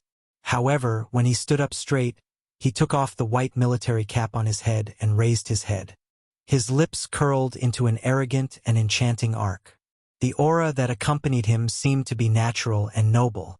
It was dangerous and domineering to the point of being unreasonable. The powerful aura instantly spread toward the crowd. It was impossible to resist it, stunning everyone at the scene. It was as if he was an innate king, causing others to involuntarily submit to him. Gong Jie quietly stood where he was. His eyes fell on Yun Shirshir and he was suddenly shocked. However, there was a flash of emotion on his face and a gentle smile appeared on his face. Thank goodness. He wasn't too late. This time, he went to sign a bill and hurriedly loaded the goods. He didn't even have the time to send the batch of munitions to the battlefield, so he hurriedly changed his route and rushed here. She wanted to arrive at the venue on the day of the engagement banquet. Along the way, the cargo ship was unlucky. It suddenly encountered a thunderstorm and had to temporarily anchor at the port for a period of time to avoid the wind and rain. However, when he looked at the time, he was afraid that he would not be able to make it. Therefore, he did not wait for the thunderstorm to pass and hurriedly set sail again. Chapter 1791. The sea route on the island was completely sealed off. He had paid a huge price to break through the blockade and finally reached the port. When he reached the port, he tried to force his way to the shore but was stopped by the island's security personnel. When Gong Jie got off the cargo ship, he was immediately stopped. Even though he didn't care about the island's security arrangements at all. He had a group of powerful mercenaries with him. It would only take him a few minutes to break through the defenses and clear a path. However, today was his sister's happiest day. He didn't want to cause too much of a commotion and didn't want to be stained with blood on such a good day. Hence, he used the cargo ship's helicopter to rush all the way to the banquet venue. Fortunately, he wasn't late. At the most important moment, he arrived just in time. At first, he had a long internal struggle about whether or not to attend this engagement banquet. However, he couldn't let go of this feud that had seeped into his blood and bones. Not coming. However, he couldn't miss such an important day for his sister. He had already missed 15 years with her. How many more 15 years could he miss? If he didn't come, his sister would definitely be sad and upset, right? Ever since he could remember, Gong Jie could be said to be fearless. Even if he respected his father from the bottom of his heart, he was never afraid of him. However, the only thing he was afraid of was her tears. He couldn't stand by and watch her be disappointed and upset. Hence, he came. He put down all his grudges and hatred and appeared here to give his sister his blessings at the most important moment. Gong Jie stood upright with one hand in his trouser pocket. The windbreaker on his shoulders fluttered in the wind, elongating his shadow. Wuxia narrowed his eyes and was a little suspicious of his identity. After secretly sizing him up, his gaze suddenly stopped at the armband on his windbreaker. The family seal of the Hurricane Group was engraved on the armband. Although Wuxia couldn't recognize who this handsome man in front of him was, he recognized the family seal at a glance. Hurricane Group. After his mind went blank for a few seconds, His gaze suddenly returned to Su Yang's face. A strange suspicion instantly floated into his mind. At first, he merely swept a glance at the man's face. But when he came back to his senses and scrutinized the man's face again, he was taken aback all of a sudden. Gong Jie had a particularly beautiful face. It was indeed inappropriate to describe a man as beautiful. However, it was not inappropriate to describe him. Gong Jie's skin was fair, but his eyes were as deep as a demon's. Especially his thick black eyelashes and dark pupils. It made him look even more enchanting. His thin lips were naturally curved in a devilish arc. Even if he wasn't smiling, the curled corners of his lips gave off a devilish and unruly impression. He was dressed in a long robe, and his face was devilishly charming. His short hair was as white as snow, and his sharp eyebrows made him look even more imposing. However, whether it was the charm or the outline of his facial features, they were extremely similar to Yun Shishir's imagination. If it wasn't for the aura, if the two of them stood together and changed into the same attire, it would be impossible to tell who was who. They were too alike. Hence, Wuxia couldn't help but suspect the identity of the man in front of him. Chapter 1792. However, Gong Jie didn't seem to notice Wuxia's silent scrutiny. Instead, he walked over to Yun Shishir. After he landed on the ground, the helicopter slowly rose into the air. However, it wasn't in a hurry to leave. Instead, it hovered about 30 meters above the ground. From the helicopter, it looked like it was raining. Countless flower petals fluttered down. So many rose petals? Ah, God! It's so beautiful. This feeling is as beautiful as a shower of petals. The sudden romance and surprise surprised everyone. Accompanied by the continuous exclamations, Gong Jie smiled as he slowly walked over to Yun Shishir amidst the shower of petals. Yun Shishir's heartbeat started to beat violently once again. In an instant, the rhythm of her heart was messed up. It wasn't until he was right in front of her that she came back to her senses. She blinked her eyes and a line of tears fell from her eyes. When Wuxia saw this scene, he furrowed his brows. The guess in his heart kept jumping. Hence, when Yun Shishir walked out from behind him and walked towards Gong Jie, he actually didn't stop her. Gong Jie looked at her. It was as if in this vast world, everything in the world was overshadowed. Only she was filled with vibrant colors. Other than her, no one else could enter his eyes. He stood still in front of her, following which, he gently reached out his hand and tucked a strand of hair that had been messed up by the north wind behind her ear. "Sister, I'm late," Gong Jie said apologetically.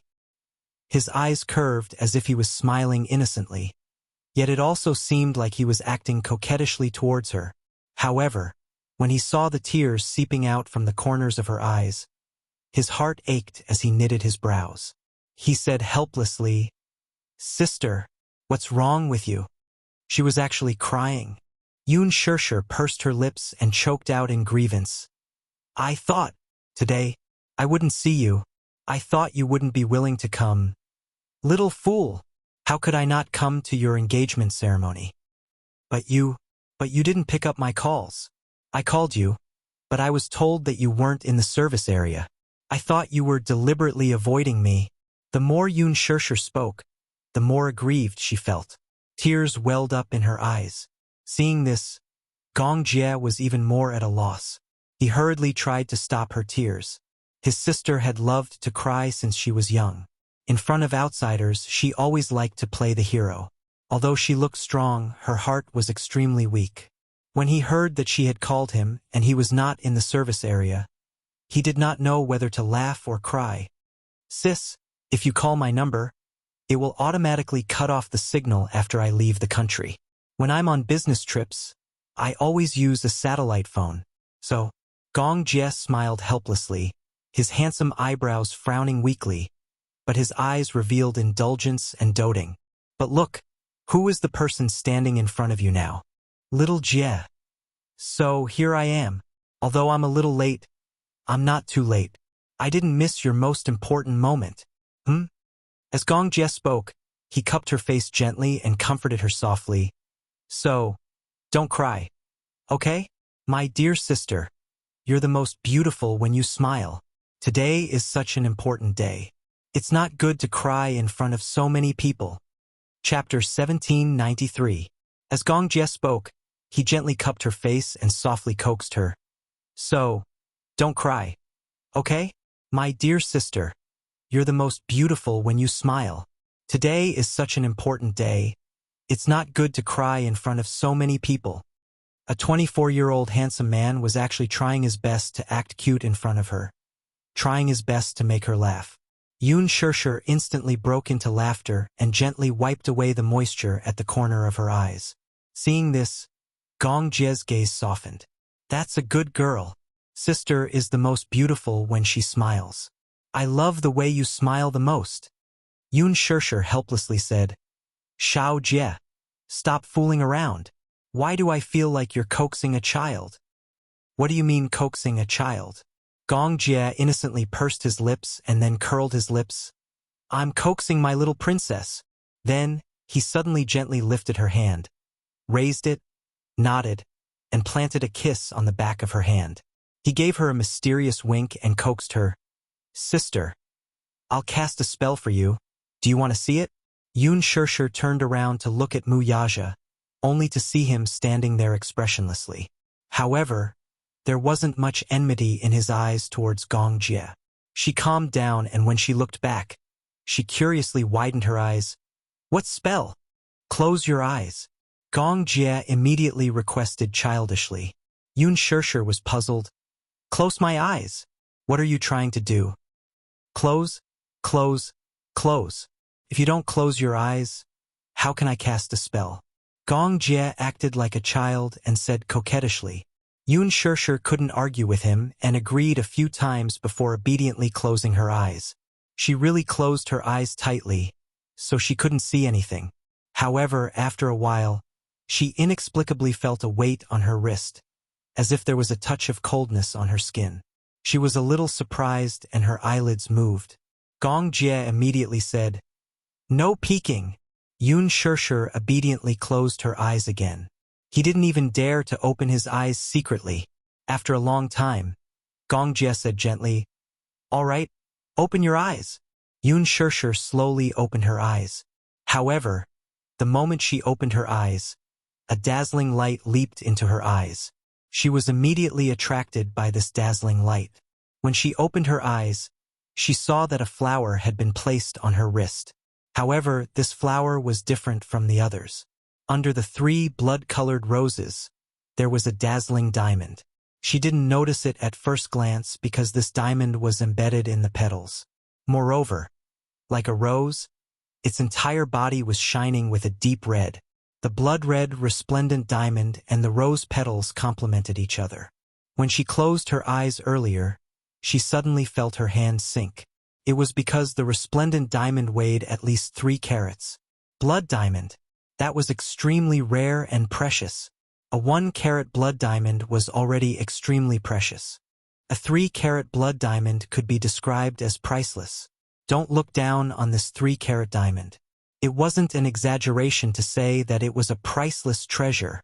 In a London auction, a 0.9-carat blood diamond was auctioned for a sky-high price of 500 million. Chapter 1794. Yun Shishir's eyes widened in shock. She was so stunned that she could not speak. She reached out and gently stroked the diamond's surface. She could tell that the diamond had just been processed. The cut surface was a little blunt, so it was obvious that it had just been cut. Yun Shishir was so touched that she couldn't speak. She didn't know where the diamond came from. Do you like it? Gong Jie looked at her nervously, afraid that she would say, don't like it, and he wouldn't know what to do. This gift was part of the Gong family's collection. Back then, when his father was selling arms in the Middle East, he sold a batch of weapons to a local terrorist organization. The terrorist organization couldn't come up with enough US dollars, so they gave him a blood diamond as a reward. The terrorist leader didn't recognize the treasure, but that didn't mean that Gong Xiaoying didn't recognize it. This blood diamond couldn't be compared to a normal diamond. After he brought it back, he kept it as a treasure. This blood diamond was rare and precious. In fact, this blood diamond was 4 carats. After carving it, it was reduced to 3 carats. There was no other 4-carat blood diamond in the world. Even if there was one, it hadn't appeared yet. Before the second one appeared, the blood diamond in Yun Shishir's hand was the real king of diamonds. Gong Jie took the blood diamond that his father had carefully collected from Zhenbao Pavilion and ordered the designer to design and carve it overnight. Finally, on the way here, he used fresh rose petals to decorate the blood diamond into a bracelet so that he could personally wear the bracelet on her wrist. Yun Shishir was so touched that she couldn't speak. Just by looking at the design of the blood diamond, she knew that this guy had spent a lot of effort on it. I like it a lot. Yun Shishir nodded. The satisfaction on her face wasn't fake at all. She sincerely expressed her love for it. She raised her head and said with a smile, "Actually, the fact that you're here is the best gift you can give me. Nothing else is as important as you coming. I definitely won't miss sister's engagement. Not only that, I won't miss any important occasions in the future." He spoke seriously, and there was no trace of a joke on his face. Instead, it was extremely sincere. "However, I have another reason for coming here." As Gong Jie spoke, he suddenly raised his cold gaze and looked at the man behind Yun Shishir. He looked at Mu Yaja, but his gaze was no longer as gentle and docile as it was when he faced Yun Shishir. Instead, it was piercingly cold and sharp. It was cold, scrutinizing, and directly pressuring. Mu Yaja also looked at him without any intention of backing down. 2 pairs of eyes met in midair. Invisible sparks flew from the collision, like a smokeless war. At that time, the 2 men looked at each other, but it was more like a battle between kings. Their eyes met, but it was more like a confrontation. The collision of the 2 men's auras created a strong magnetic field that almost shook the earth. In the end, Gong Jie was the first to break the strange silence with a smile. "Mu Yaja, do you know who I am?" "If I'm not wrong." Mu Yaja's voice paused slightly, but his eyes were still cold. Hurricane Group. Chapter 1795. "Oh, I'm sorry, but you guessed wrong." Gong Jie, on the other hand, had a look of pity on his face as he shook his finger. While Mu Yaja was puzzled, Gong Jie suddenly reached out and hugged Yun Shishir's shoulder. He said to him mischievously, "I'm not here today as a member of Hurricane Group. Instead, I'm here as my sister's younger brother to attend this engagement ceremony." The corner of Mu Yaja's eyes twitched fiercely. However, he heard Gong Jie say in a lazy tone, "Ayaya, let me think. Actually, you should call me brother-in-law, right?" Yun Shishir was instantly amused by his mischievous tone. Mu Yaja's expression became even more strange. Could he imagine an enemy who had always been on the opposite side smiling and asking him to call him brother-in-law? Even though he was mentally prepared for Gong Jie to be Yun Shishir's younger brother, he was still caught off guard. Although the siblings looked similar, if not for their different attire, height, and dressing, it would be difficult to tell who was who. However, Gong Jie calling him brother-in-law still confused a certain man. Yun Shishir said helplessly, "Xiao Jie, you?" "Sister, I didn't say anything wrong."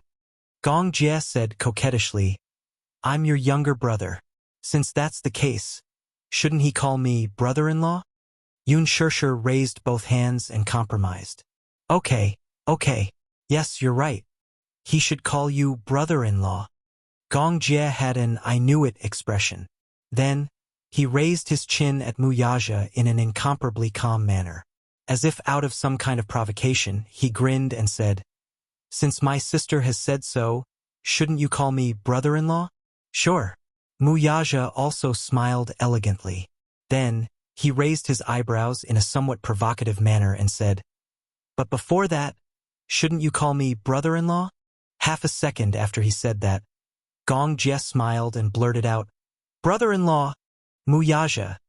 Gong Jie laughed in his heart. It wasn't difficult for him to call him brother-in-law. Since he had come here, he had already prepared himself mentally. Even though he was well aware of the identity of the man in front of him, and that the blood of the person he hated the most flowed in his veins, he was willing to temporarily bury the hatchet for his sister. At least for now, he could let go of all hatred and face it calmly. Mu Yaja gritted his teeth and unwillingly snorted. Brother-in-law.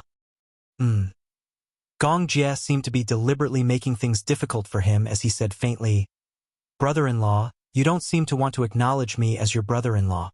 Mu Yaja, you? But it's okay. This isn't the main point of my visit. Gong Jie paused. Suddenly, he let go of Yun Shirshi's shoulder and strode toward him. He only stopped when he was standing in front of Mu Yaja. The two men faced each other. They had the same height and aura. When they confronted each other, they were evenly matched. Gong Jie looked at Mu Yaja coldly. He narrowed his eyes and his gaze suddenly turned cold. He said in a low voice that Yun Shirshir couldn't hear clearly, I'm here to warn you. If you dare to bully my sister and let her suffer even the slightest grievance, I'll destroy your Mu group. Chapter 1796. He didn't hear anything else, but the words, flatten the Mu group, were loud and clear, and he heard it clearly. A question popped up in Jiang Shen's mind. Who is this guy? What an arrogant tone. Flatten Mu Corporation. What kind of courage does he have to make such a threat in front of boss? Is he here to cause trouble for the engagement ceremony? Jiang Shen walked forward with a cold expression, but Mu Yaja raised his hand to stop him. Boss? Jiang Shen was puzzled, but he didn't know why Mu Yaja stopped him. Lu Jinyu, who had rushed over, was also shocked to see this scene. He didn't hear what kind of provocation Gong Jie had said, but just by looking at his unfriendly attitude, he could tell that he had come with ill intentions. Mu Yaja's face darkened slightly, but he didn't say a word. Gong Jie stared at him like a tiger watching its prey, like a lion, defending his sister's happiness. Yun Shirshir was marrying this man. Sure, he was willing to believe in his sister's judgment and choice. As her younger brother, even if he was worried, he had no right to interfere. However, his sister's happiness was the only bottom line that could not be crossed. His principle was to defend his sister's happiness. Just like how you had questioned Mu Yaja back then, what kind of reason did a person rely on to become stronger? His answer was the same as Yu Yu's. That was to protect the person he loved. Yun Shirshir was the person he loved the most. In order to protect her happiness, he naturally wouldn't shirk his responsibility. Gong Jie stared at him silently and didn't say a word. He was waiting to see how Mu Yaja would respond. After a long period of dead silence, as if a century had passed, Mu Yaja suddenly smiled and said, Flatten Mu Corporation? Gong Jie raised his eyebrows and didn't say anything. However, the emotion in his eyes was a silent warning. Since he could say such words, it meant that he could do what he said. Mu Yaja didn't have much of an expression on his face. He just faintly expressed his regret. I'm sorry. I don't think you'll have the chance. After he finished speaking, his lips curled into a smile, but he was extremely conceited. Since he had decided to marry her, he would pamper her for the rest of her life. Regardless of birth, old age, sickness or death, regardless of wealth or wealth. Similarly, cherishing this woman was his bottom line as her husband. I don't need you to remind me of that. When Gong Jie heard this, he smiled and raised his eyebrows. Obviously, he was very satisfied with his response. That's the best. Yun Shirshir looked over curiously. She couldn't understand the invisible confrontation between the two men. Gong Jie turned and looked at her. Then he smiled and naturally hooked his arm around Mu Yaja's shoulder. I just had a friendly conversation with my brother-in-law. Mu Yaja was speechless. Friendly? He said, flatten Mu Corporation in a friendly manner? The corners of Mu Yaja's eyes twitched.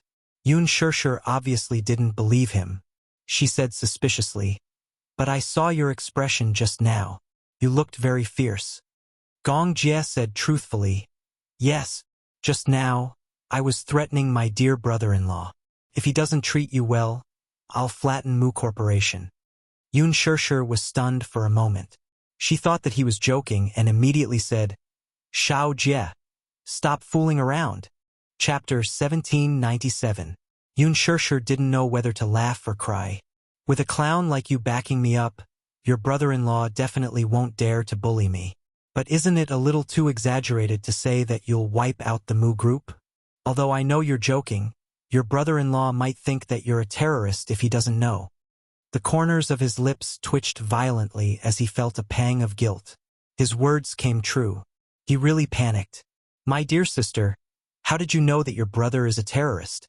Could it be the legendary telepathy? Gong Jie immediately dispelled his doubts. She must be joking. He hid his identity so well. How could she know that he was a terrorist? But strictly speaking, he wasn't a real terrorist. He was just a little more awesome than terrorists, just a level higher. It could be said that if the Hurricane Group stopped the large-scale weapons shipments to the Middle East, it could be said that more than half of the world's terrorists could close down at home and have nothing to do. As the Hurricane Group that dominated the world's war situation, how could terrorists compete with it? Gong Jie immediately changed the topic coquettishly. What? Sister, you actually said that your brother is like a terrorist. I'm so sad. Yun Shirshir smiled helplessly. Who asked you to speak like a terrorist? Gong Jie was speechless. He was used to speaking like this and couldn't change it. But sister was biased. She was obviously protecting his brother-in-law. He felt so wronged. Gong Jie glared at Mu Yaja angrily. Mu Yaja felt a murderous gaze on him. When he looked back, he met Gong Jie's resentful gaze. The two men's gazes met again in mid-air, and there was a burst of electromagnetic sparks. Mu Yaja glanced at Gong Jie and then smiled. He said in a low voice, "Don't worry, I know that my brother-in-law is joking. He said that because he's afraid that you'll be wronged, so I won't take it seriously." Although he said that, a certain man couldn't help but silently criticize in his heart. To be honest, he was actually quite curious. Although the man in front of him was young, his tone was arrogant and he actually dared to threaten him. Actually, he really wanted to see for himself what kind of means and capabilities this man had to be able to flatten the Mu group overnight. He knew this man's identity. He was from the Hurricane Group and had extraordinary capabilities. But the Mu group couldn't be wiped out by the Hurricane Group overnight. Did he think that the Mu group was weak? How could they be so weak that they couldn't even withstand a single blow? Jiang Xin and Lu Jinyu were perplexed. They exchanged glances, but neither of them knew what was going on. Brother-in-law? Sister? Brother-in-law? They were totally to be confused. What was going on right now? Up to Gong Jie and Jiang were similar? Jiang to Yun, Gong Jie to Yun to look. Then to Yun's. To Teet Toot. To Jiang T to look. Teet TTS T biological siblings. Lu Jinyu pointed at Gong Jie in surprise. Could it be that this man who appeared out of nowhere is sister-in-law's brother? Yun Shirshir smiled awkwardly. Yes, he's my brother. What's wrong? We do look alike. Yun Shirshir explained. We're twins, so it's normal that we look alike. Chapter 1798. Twins?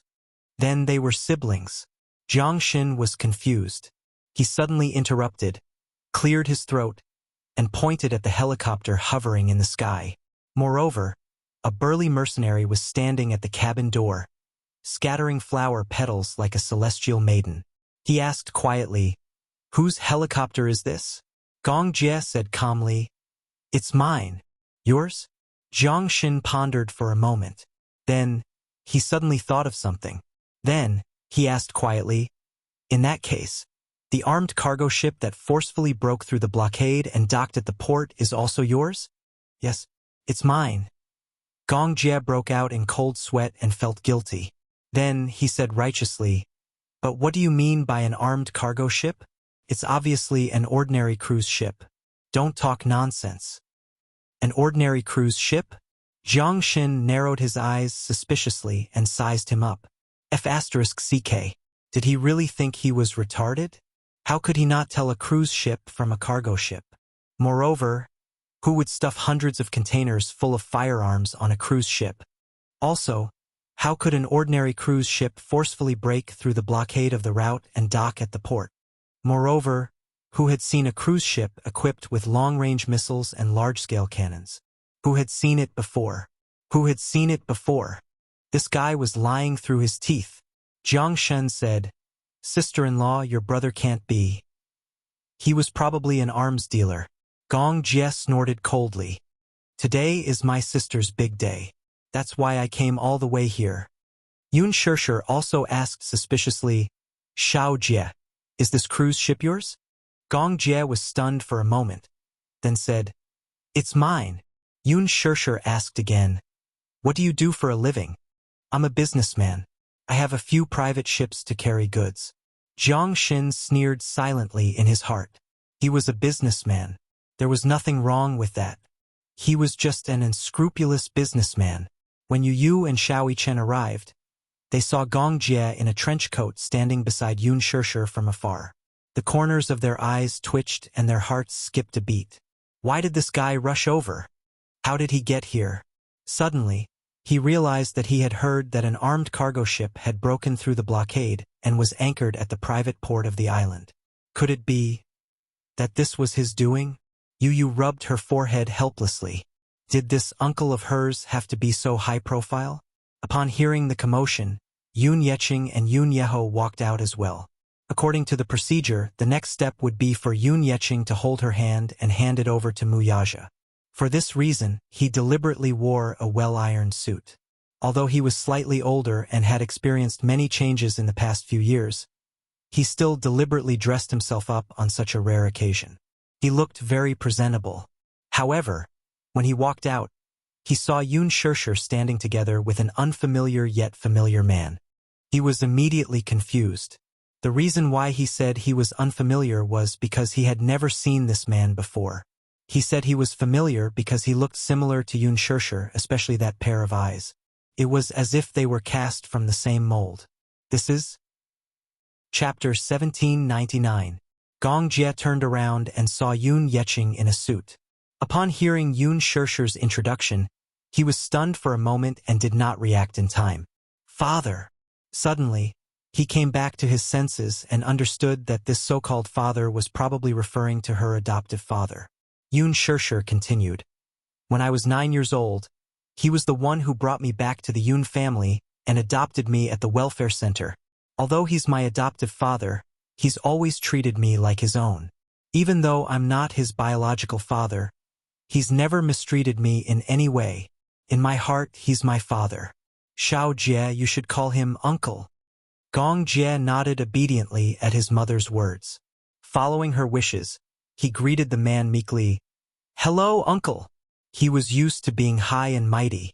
Unless it was in front of his father, he would never bow his head to anyone. However, this ordinary man in front of him was different. He was his sister's adoptive father. Since she said that he had always treated her like his own all these years, then he would be grateful to anyone who treated his sister well.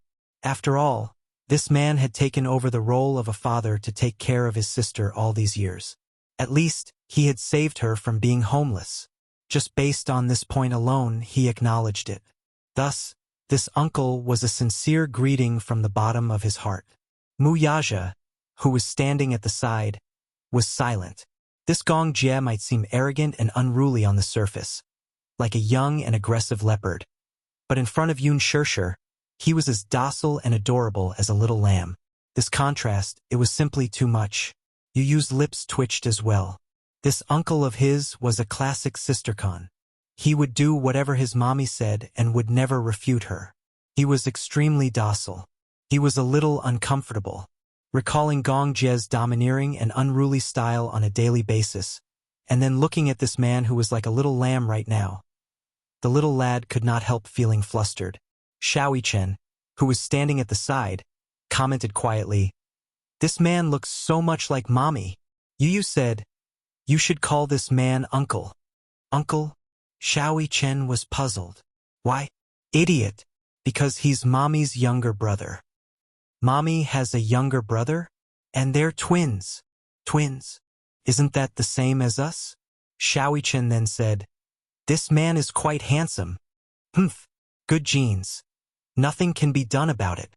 Yun Yeqing looked at the Gong Jie and smiled courteously.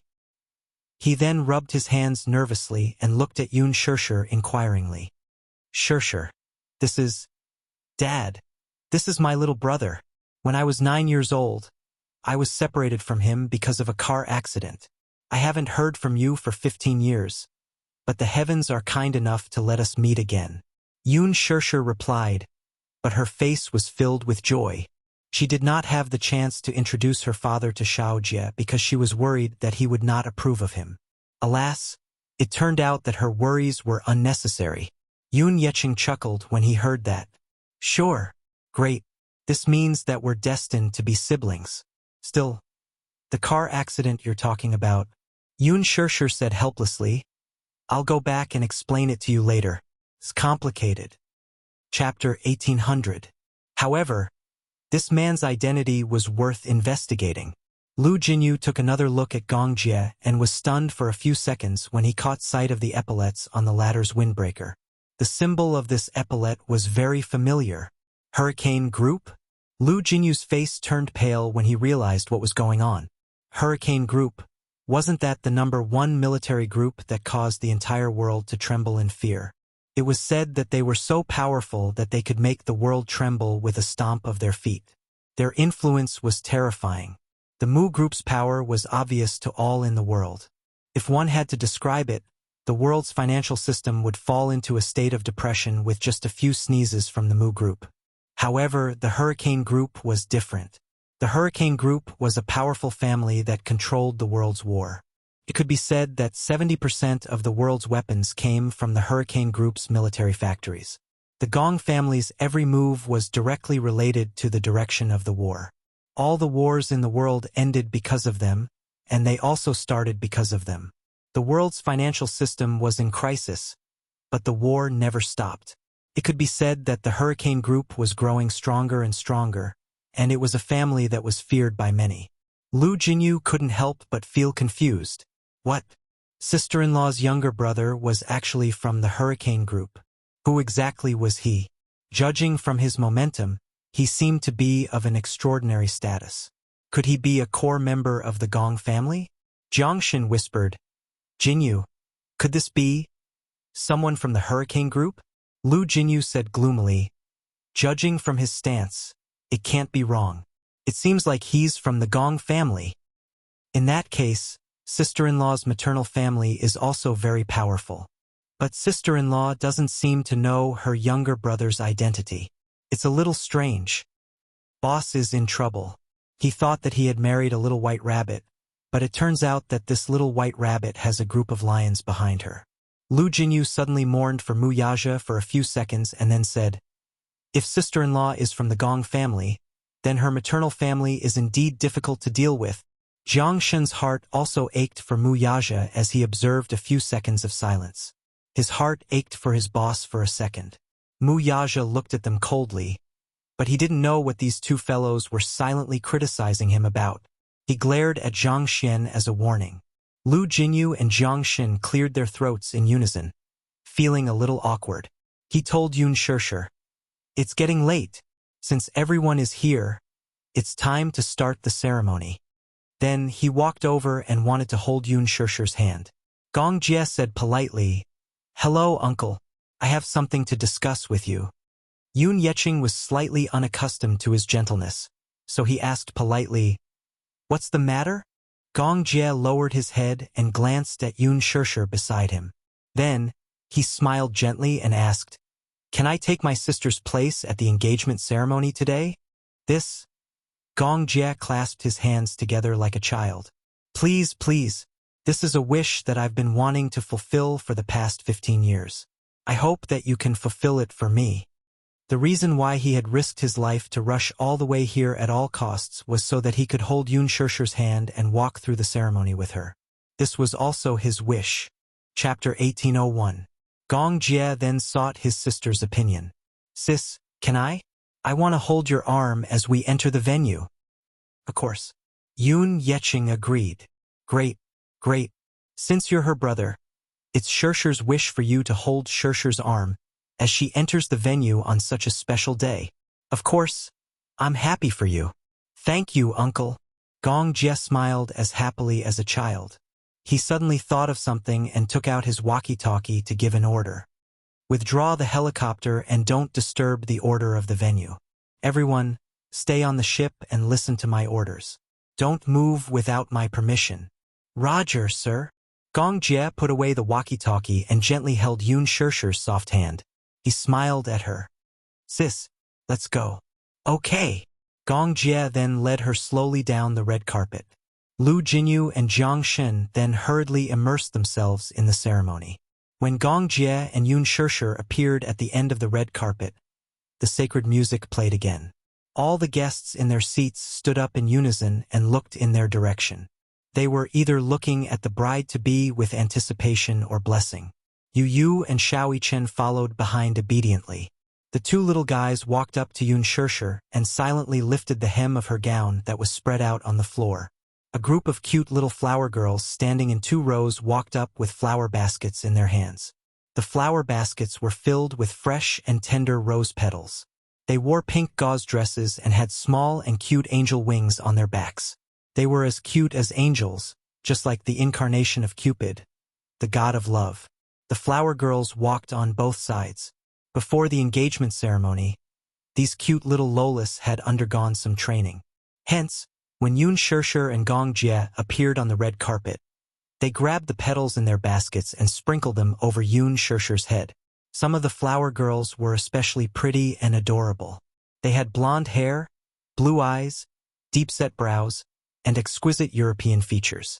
Some of the flower girls were the guests' children. They had black hair and amber eyes, but after dressing up, they were extremely beautiful. However, gradually, these flower girls saw Yu Yu and Xiao Chen behind Yun Shishir. They curiously surrounded them and asked in their childish voices, "What's your name?" Yu Yu pouted and ignored them. She proudly turned her face to the side. Those little flower girls, however, persevered and went to the other side. While scattering petals, they smiled and said, "Can we be friends?" Yu Yu proudly ignored them. Xiao Chen, however, liked to play with girls. Hence, he said, "His name is Yu Yu." Yu Yu glared at him. "Why did you betray me? Idiot Yu Yu. How can you bear to reject such a cute girl?" Xiao Chen lectured in all seriousness. "Mommy said that you have to be gentle with girls." Yu Yu was speechless. When the guests saw these adorable children interacting so innocently and heard Xiao Chen sternly say, "You have to be gentle with girls," they were amused. "These little guys are so adorable." That's right. These 2 children are so handsome. Look at them. They're wearing suits and look as elegant as gentlemen. Chapter 1802.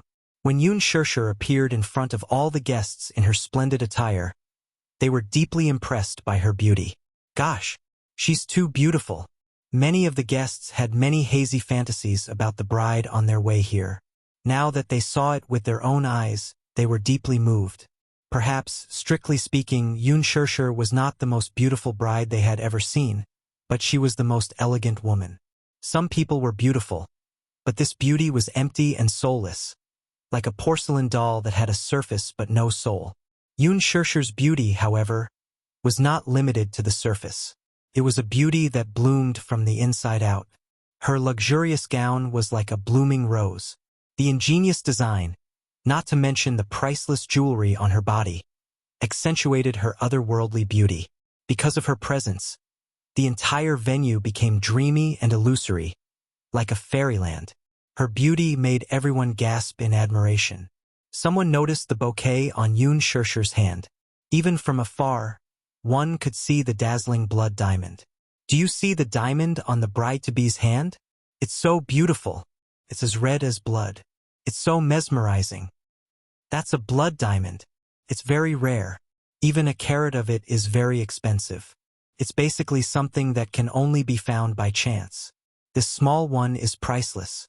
Blood diamonds are the noblest among diamonds. Also, this diamond doesn't look small. It's about 3 carats. The craftsmanship of the carving is uncanny. It looks like the raw stone should be even bigger. What extravagance! Someone with sharp eyes was able to estimate the weight of the diamond at a glance. Yun Qingmiao and Yun Qinli were also stunned by Yun Shishir's expensive outfit. At first, they snorted disdainfully when they saw Yun Shishir's gown. They thought to themselves, marrying into a rich family is indeed different. Not to mention his outfit, just the accessories on his body alone would be enough to blind them. His heart was filled with envy and jealousy. However, it was out of his reach. However, when they noticed the bouquet on Yun Shishir's wrist, their eyes almost popped out of their sockets. They did not know how precious a blood diamond was. In comparison, this dazzling diamond was dazzling and mesmerizing. Which girl did not like diamonds? There was no way they could resist diamonds. Who could be as lucky as Yun Shishir to be doted on by everyone? Therefore, most people could only look at her in envy. When Yun Qingmiao saw the man holding Yun Shishir's arm, her eyes widened in shock and amazement. Qinli, look at the man beside Shishir. He's so handsome. He's better looking than many celebrities on TV. I don't think so. I think brother-in-law is more handsome than him. Although Yun Qinli said this, she still looked at him with admiration. But brother Mu is already taken. You'd better stop thinking about it. This man looks quite similar to Shishir, Xiang Yu suddenly said from the side. Yun Qingmiao was surprised. She did a close comparison and found that the man looked very similar to Yun Shishir. She had never heard of such a person before, though. Chapter 1803. Yun Qingmiao chimed in. Judging from his attire, he should be a wealthy and respectable figure. Perhaps he's also a big shot with a powerful background. Yun Qinli was a little jealous, so much so that the way she looked at Yun Shishir changed. Indeed, one could not compare with another. She envied Yun Shishir's good fortune. Initially, she was jealous that she had the opportunity to go to university, had a high academic qualification, and was born in the city. She was like a rich young lady who lived a life of luxury and did not have to worry about food and clothing. Later, when she met Yun Shishir's fiancé, she muttered to herself how she had met such a good man. He had an extraordinary background, a respectable family background, and a handsome face. She could not figure it out. How could she have met so many lucky people? In Yun Qinli's heart, Yun Shishir was like a princess who had been spoiled by the heavens. With so much love on her, she did not have to worry about living an ignoble life. Now, however, it was only at the engagement ceremony that she was truly defeated. Yun Qinli could no longer suppress the sense of defeat in her heart. Feeling unbalanced, she bit her lip and kept looking at the backs of Yun Shishir and Gong Jie. Under everyone's gaze, Gong Jie held Yun Shishir's arm as they walked to the flower arch. Then, they stopped in their tracks and stood there with a smile. Lu Jinyu walked over in a formal suit. He was in charge of this engagement banquet. As the MC of Mu Yaja's engagement banquet, he naturally felt honored. Therefore, he had gone through the script several times until Mu Yaja was satisfied with it. In many weddings, the opening speech was very emotional, but if it was too emotional, it would inevitably appear a little pretentious. With the microphone in hand, Lu Jinyu's concise and humorous opening speech pushed the atmosphere in the venue to a climax, driving the guests' emotions to a high. As a key figure in Shengyu Financial Corporation's board meetings, Lu Jinyu naturally did not have stage fright or shyness, but he could not help but feel a little nervous before going on stage. After all, it was different from the past. Today, he was going to make an opening speech. It was Big Boss's engagement party. He would be lying if he said that he wasn't nervous. If he messed up, his boss would definitely not let him off. Not only would his bonus be deducted, but he would also have to pay for his marriage. Therefore, he attached great importance to it. But when he went up on stage, he quickly blended into the happy and warm atmosphere. With excitement in his heart, he gradually unfolded the lines that he had memorized overnight. Yun Shishir held onto Gong Jie's arm. From the beginning to the end, her smile was gentle. Her gentleness was infectious and made people feel exceptionally warm. The atmosphere at the scene gradually increased. Lu Jinyu smiled and said, "Next, I would like to invite all distinguished guests to witness this most sacred moment together. Let's welcome our groom-to-be." Ceremonial music sounded. Under Yun Shishir's smiling gaze, Mu Yaja slowly walked towards her with flowers in his hands, welcomed by a group of little flower girls. At this moment, Yun Shishir suddenly became uncontrollably nervous, so much so that Gong Jie, who was standing beside her, could feel her extremely stiff hands. "Xiao Jie, what should I do? I'm a little nervous," she said secretly. but her face was red and she had some difficulty breathing. Gong Jie did not know whether to laugh or cry. He said, "Why are you nervous?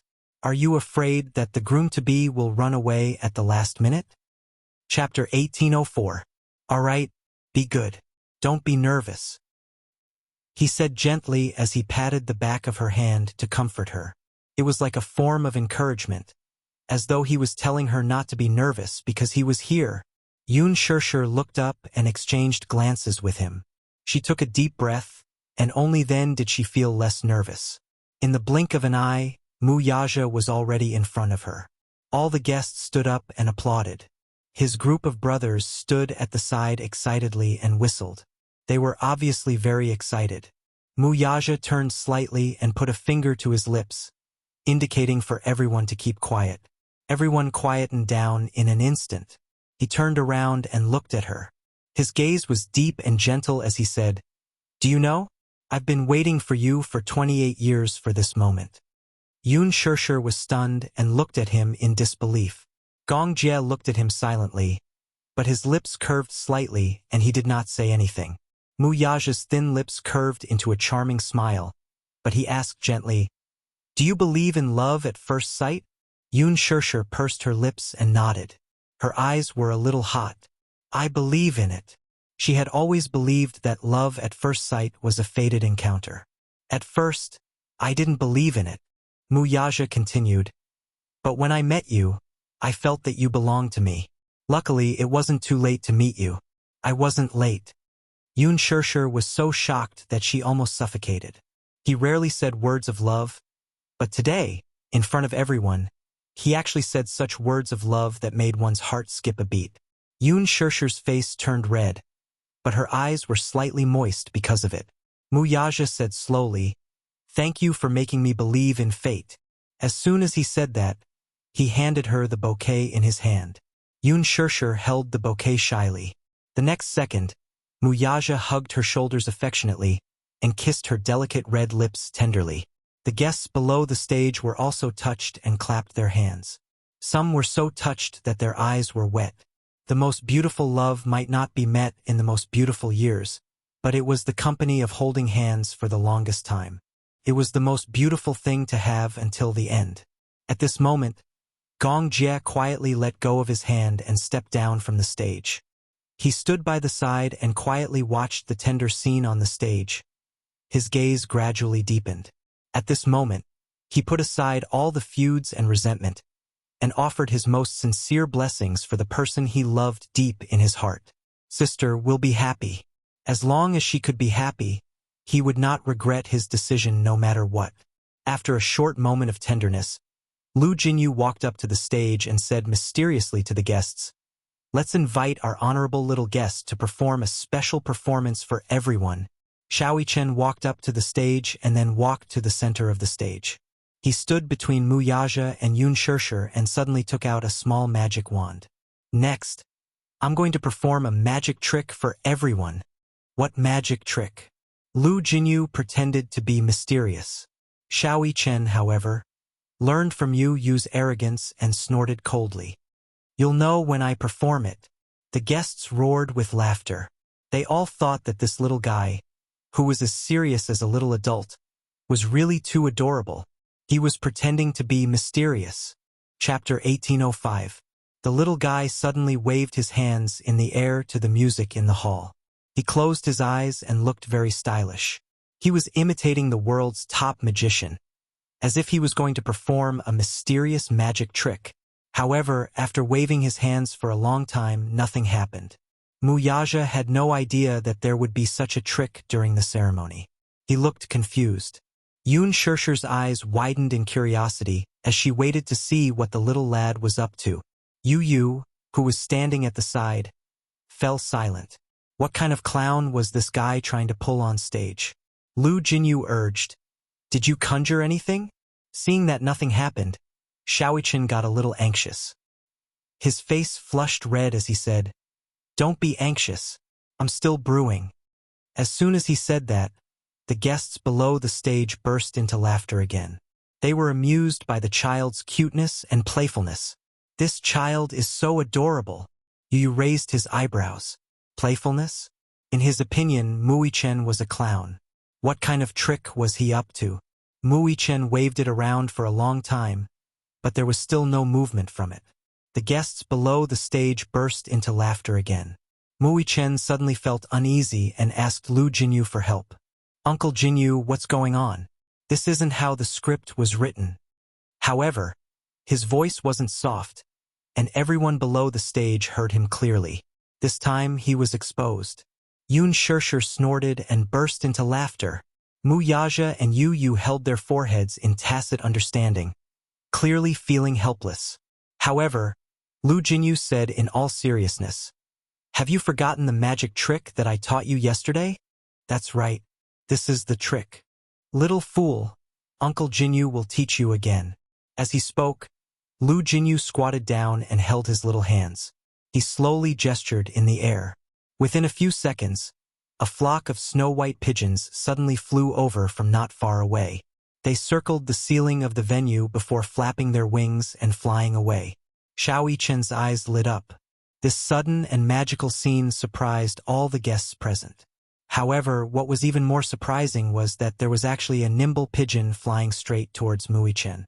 The little fellow immediately stretched out his hand, and the pigeon nimbly landed on his finger, standing steadily on his hand. Everyone looked over and saw that there was a rose in the pigeon's mouth. Under the rose's flower path, there were 2 exquisite and small boxes. Mui Chen smiled and wanted to take the box from its little mouth. Unexpectedly, the pigeon had a little temper and turned its head away, refusing to give it to him. Mui Chen panicked and reached out to grab it. Goo! He was pecked by the proud pigeon. Wah! Mui Chen looked angry. This pigeon must have been transformed by Yu Yu. Yu Yu had been implicated even when he was lying down. Mui Chen tried to take it again, but the pigeon pecked his little pink hand again. Mui Chen looked aggrieved and pursed his lips unhappily. Even a pigeon is bullying me? Everyone was amused by the clown's antics. Even Yun Shirshir couldn't be bothered to be reserved. She immediately broke into laughter. Little fool, Yu Yu muttered. She ran onto the stage and flicked Mui Chen's little head. How stupid. You can't even handle a little pigeon. Xiao Chen felt even more aggrieved. Chapter 1806. Everyone was amused by the clown's antics. Even Yun Shirshir could not be bothered to maintain her composure as she snickered to herself. Little fool, Yu Yu muttered as he ran to the stage and flicked Mui Chen's head. You're so stupid. You can't even handle a pigeon. Xiao Chen felt even more aggrieved as he looked at him. He was so upset that he was about to cry. Stupid Yu Yu, why don't you do it if you can? Yu Yu snorted arrogantly, but he still reached out and gently patted the pigeon's head. His gentle touch quickly won the pigeon's trust. Yu Yu smoothly took the box. Then, he turned around and handed the 2 boxes containing the rings to Mu Yaja. Mui Chen was dumbfounded, unable to believe what he had just seen. Yu Yu seemed to have telepathy with the pigeon. That's not fair. It turned out that this was the sacred moment of exchanging rings, and they had purposely used the most innocent and unique way to present it to the public. Yun Qingmiao and Yun Qinli stood on their tiptoes to look at the stage, curious as to what was in the boxes. From the looks of it, they were probably exchanging engagement rings. Yu Yu beamed. Yu Yu and Xiao Chen wish Daddy and Mommy a blissful marriage for 100 years. We hope that Daddy and Mommy will always love each other and grow old together. This is the gift we prepared for Daddy and Mommy on this important day. His sweet words instantly made the guests below the stage laugh. Some of the guests knew about Mui Chen, but they knew very little about Yu Yu. However, when they saw that Yu Yu and Mui Chen looked alike, they knew that this child was probably Mui Chen's younger brother. It was probably because Mu Yaja was eager to protect his son that he did not expose him to the public too early. Yu Yu had said that this was a secret gift for her parents, but it was not just for show. This pair of engagement rings were personally chosen by Yu Yu and Mui Chen. Of course, this pair of diamond rings was not cheap. However, this was a small token of appreciation from Yu Yu and Xiao Chen. Yun Shirshir did not know about this. However, Mu Yaja knew about it. Before the engagement ceremony, Yu Yu had secretly found him and told him about it. It turned out that the two little guys wanted to use their private savings to personally choose a pair of engagement rings for them as a token of their sincerity. However, he couldn't let Yun Shirshir know about it. Muyaja, on the other hand, laughed. These two were so smart that they even knew to specially choose a gift for the engagement. However, he knew very well that although the two little guys were only 7 years old, they were millionaires and had a lot of private savings. He had a rough idea of Xiao Chen's private savings. As for Yu Yu, as a core member of Hurricane Group, it was natural that he had a lot of money in his hands. That was a very impressive amount of money. Even Mu Yaja did not have a direct understanding of his son's wealth. He only knew that Hurricane Group's financial strength was not inferior to Mu Corporation's. In fact, it might even be stronger than Mu Corporation's. Chapter 1807. When Xiao Chen found out about this, he wanted to join in as well.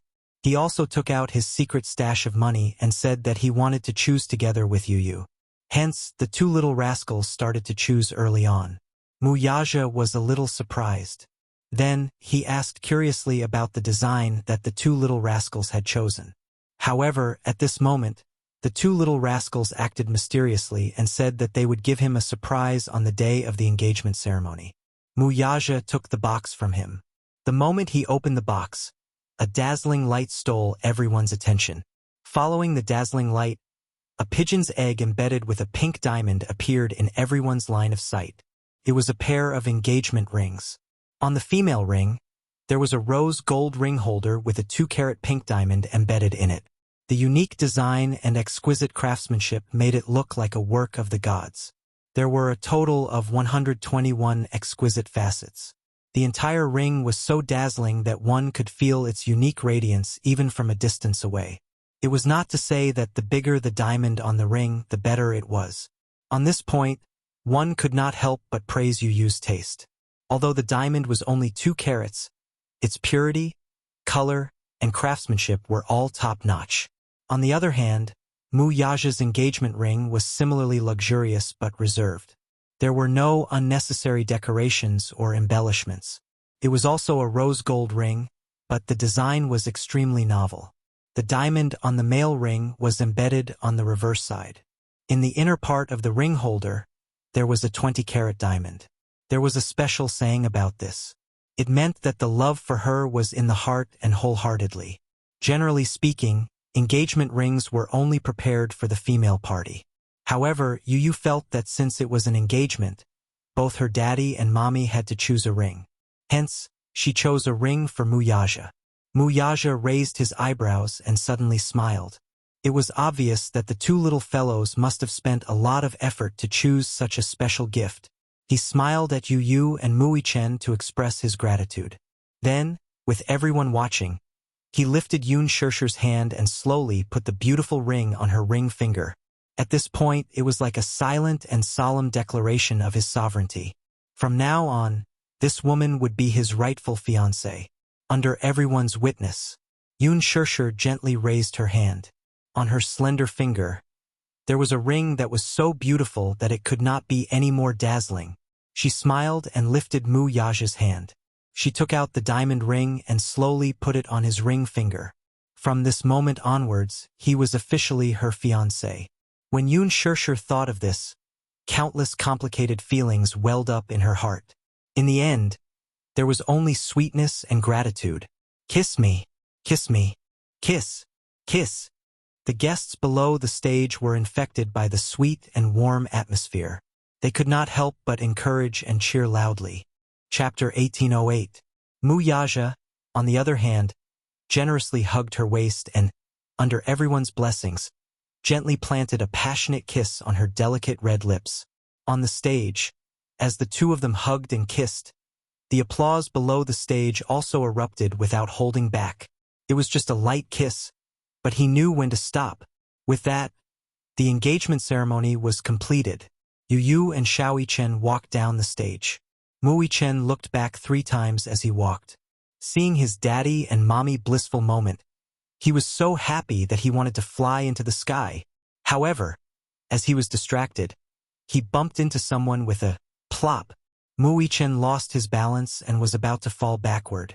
However, The man reached out his hand and firmly supported him as he was about to kiss the ground. "Thank you." "Ha!" Mui Chen was about to turn back to express his gratitude when he looked up and saw Gong Jie, who was wearing a snow-white trench coat, looking down at him expressionlessly. Yu stood beside him and looked at him with disdain. "What an idiot! How could you bump into someone when you're walking?" "I was just looking at Daddy and Mommy." All of a sudden, Gong Jie bent down on one knee with great interest and looked at him at eye level. His lips curled up slightly as a rare look of calmness appeared on his face. He was very tall as Wuxia. On top of that, he had the natural aura of a king. When he knelt down, it felt as though he was condescending. "What's your name?" Mui Chen heard this and smiled confidently. He had inherited Wuxia's arrogant demeanor and was natural and unrestrained. "My name is Mui Chen. Do you know who I am?" Gong Jie teased him. Mui Chen tilted his head and smiled. "I know. Oh, you're Mommy's younger brother, so I have to call you Uncle." With that, Mui Chen placed his hands behind his back and called out obediently, "Uncle!" Gong Jie was amused by him. "Good boy," Mui Chen said, "but I called you Uncle. Shouldn't you give me a big red packet?" Gong Jie was stunned. He turned his head and exchanged glances with Yu. He furrowed his brows curiously. "Is there such a thing?" Yu fell silent and then said, "Yes, Uncle, when in Rome, do as the Romans do and give him a big red packet." Gong Jie. After that, Wuxia and Yun Shishir walked off the stage and began to receive the guests' blessings. Soon, the gift that Jiang Shun had prepared was presented before everyone's eyes. It was a 9-tiered cake with 2 exquisite dolls made according to Yun Shishir and Wuxia's likeness. The entire cake was exquisitely made, with beautiful decorations and rich colors. One look at it and one couldn't help but drool. It was said that this cake was made by a famous chef and was flown over. Jiang Shun asked eagerly, "Sister-in-law, do you like the gift I prepared?" Yun Shishir smiled and nodded. "I like it." Jiang Shun was instantly elated and his face glowed. Yun Shishir suddenly said softly, "But it's not as thoughtful as Jinyu's." Jiang Shun, Lu Jinyu, who was standing at the side, was instantly satisfied. Jiang Shun was in tears. "Sister-in-law, I'll give you a big red packet later too." Chapter 1809. Lu Jinyu patted him on the shoulder. "See? Red packets may be tacky, but sister-in-law likes them." The rest of the group immediately agreed to prepare a big red packet, which tickled Yun Shishir to no end. The dishes were served one after another at the gala. The guests were holding plates in their hands as they chatted and toasted in front of the buffet table. Yun Qingmiao and Yun Qinli kept looking around in the crowd and finally spotted Gong Jie's back at a table.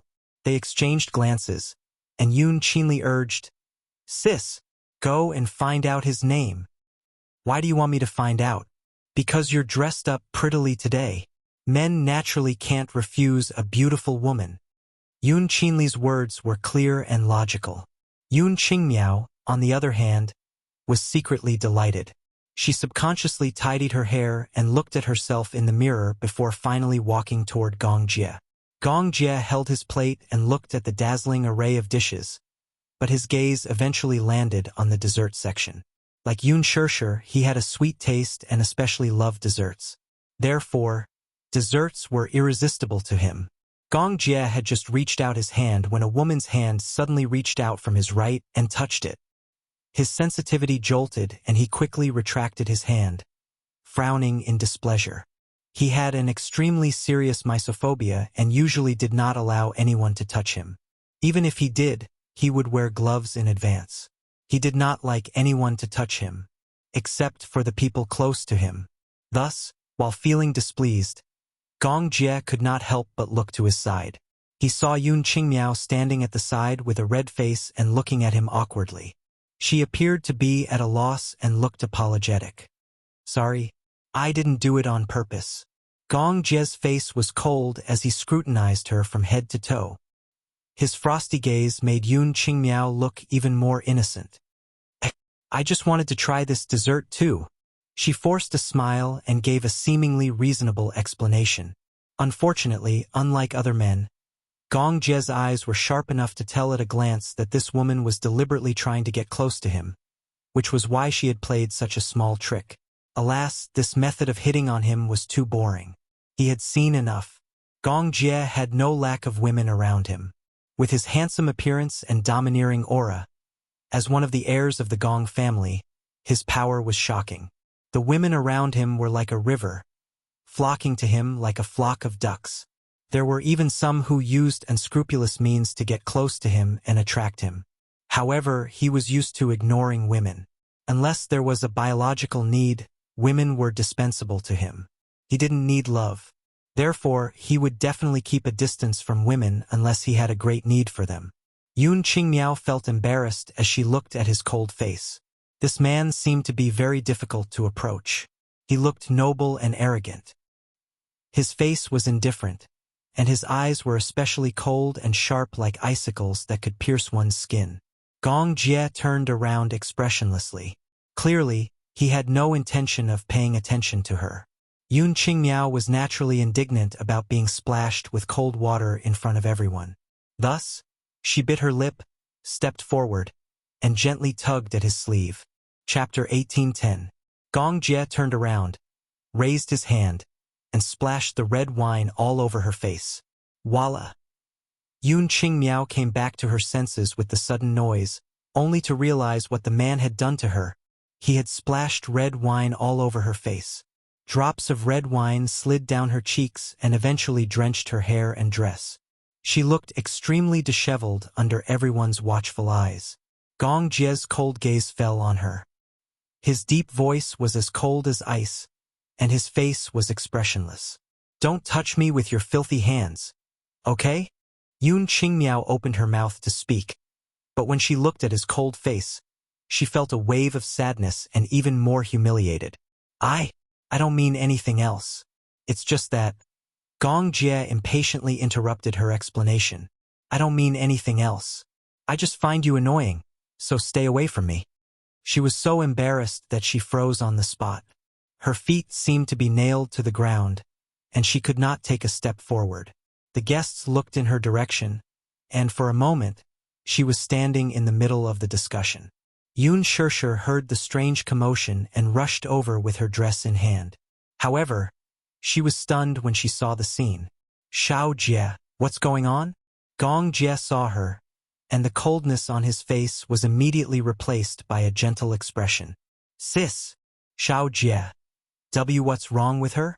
Yun Shishir glanced at Yun Qingmiao, who was surrounded by the crowd, and then at the mess she was in. She could not understand what had happened. "It's nothing. It's just that she touched me with her filthy hands just now. It's really annoying." Gong Jie's voice turned cold as he said, "If it weren't for Sis's important day today, she can forget about keeping that hand of hers." His voice was not loud, but it reached Yun Qingmiao's ears clearly. She could not help but shudder at such a cold and frightening statement. It was so cold that it penetrated her heart. These words were not false at all. In the past, at a private party, a woman had tampered with his wine glass in order to get Gong Jie. When the Gong Jie found out, one of her hands was crippled on the spot. Perhaps, on the surface, this man was so docile and well-behaved. This tenderness was only limited to Yun Shishir. Other than her, the Gong Jie treated women rather coldly. This was something Yun Qingmiao had learned firsthand. For a moment, she was embarrassed and aggrieved. She covered her face awkwardly, lifted her messy dress, and hurriedly left. Yun Shishir furrowed her brows, not knowing what to say. Gong Jie saw her eyebrows tightly knitted, suddenly a little nervous. "Sister, are you angry with me? How could this be? You don't look well." "I'm not angry." Yun Shishir smiled helplessly. "But Xiao Jie, there are some people that you don't have to care about." Gong Jie said guiltily, "I'm sorry. I'll restrain myself next time." Yun Shishir smiled. "All right, good boy." She gently stroked Gong Jie's head, her eyes full of indulgence. Yun Qingmiao returned to her room, and Yun Qinli arrived shortly after, only to see her sister huddled in a corner and crying silently. Sis, are you crying? Chapter 1811. Breaking down. Yun Qingmiao interrupted her and questioned, You're not the one who embarrassed yourself in front of so many guests. Why are you making sarcastic remarks here? Yun Qinli was speechless. Yun Qingmiao was crying so hard that her eyes were red and swollen. The thought of being splashed with wine and humiliated in front of so many people just now filled her with resentment and nowhere to vent. Hence, she did not hold back in her tone toward her older sister. Yun Qinli, however, snapped, I'm not the one who splashed red wine on your face. Do you have to be so angry at me? Yun Qingmiao snorted but did not say anything. She just kept sobbing, clearly feeling aggrieved. Yun Qinli walked to her side, squatted down and suddenly whispered, I heard that man call Yun Shishir's sister earlier. Could they be long-lost siblings? Sister. Yun Qingmiao looked up with reddened eyes in suspicion. He should be Yun Shishir's younger brother. Judging from their appearances, the two of them do look very similar. Why? Why? Why? Yun Qingmiao broke down and wailed. Why does Yun Shishir have so much? She has such a handsome fiancé who is so powerful that he even booked an entire island for her engagement party. Not only that, do you see the accessories she's wearing? Do you see that pair of engagement rings? Do you see that priceless gown she's wearing? Why? Why does she deserve to be doted on like a princess? Yun Qinli frowned and suddenly said, I asked around earlier. This private island isn't booked. Then what is it? This is one of the private properties under Shishir's fiancé's name. In other words, this island has long been under his name. Yun Qingmiao's eyes widened and she was speechless. Sister, have you heard of Dishing Financial Group? Yun Qingmiao shook her head, baffled by the situation. Never heard of it. What happened? I did some research. If I'm not wrong, Shishir's fiancé is the CEO of Dishing Financial Group. Yun Qinli's eyes were filled with jealousy and envy. So what? Yun Qingmiao, on the other hand, knew very little about Dishing Financial Group, so she did not take her words to heart when she heard them. Yun Qinli raised her eyebrows and looked at her in disbelief.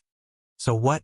Sister, do you know the status of Dishing Financial Group in the country? Do you know how much Shishir's fiancé is worth? Do you know what it means to be the president of Dishing Financial Group? If Shishir's fiancé is the rumored mysterious young master of Dishing Financial Group, then it can be said that if Shishir marries this man, she will undoubtedly become a phoenix and enjoy a lifetime of glory. Is it that exaggerated? Haha. Don't you know how many real estate companies Dishing Financial Group owns? Whether it's finance, real estate, entertainment, vacations, star-rated hotel chains, medical care, Dishing's Polar Light Group has a lot of investments in every field. It can be said that with this identity alone, Yun Shishir's life, she'll really become a phoenix. As Yun Qinli spoke, her eyes were filled with undisguised jealousy and hatred. Chapter 1812. After marrying him, she would not have to worry about her life's glory and wealth. Among the guests earlier, even the royals and political leaders of other countries, as well as the honorable president, were present. It went without saying how outstanding Mu Yaja's status was. Yun Qinli was extremely envious. However, she could only look on helplessly. In her heart, however, she started to hate Yun Shishir for being such a jinx. In her opinion, a woman with such a background like Yun Shishir was nothing more than a typical Cinderella. Apart from her pretty face, what else did she have? How could she be worthy of Mu Yaja, who was of such a high status? To her, someone like Yun Shishir, who could marry a rich young master with a net worth of tens of millions, was already very enviable. Now, especially after experiencing such a grand and romantic engagement ceremony, her jealousy toward Yun Shishir had seeped into her bones. What right did she have? What right did Yun Shishir have to marry such an outstanding man when she had nothing? How many people were envious of her for marrying into a rich family? What about her? Comparing oneself to others was truly infuriating. Yun Qingmiao was also feeling conflicted.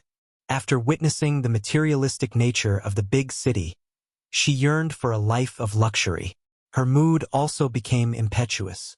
She desperately wanted to integrate into the upper-class society and befriend an outstanding man like Wuxia. She did not have high expectations.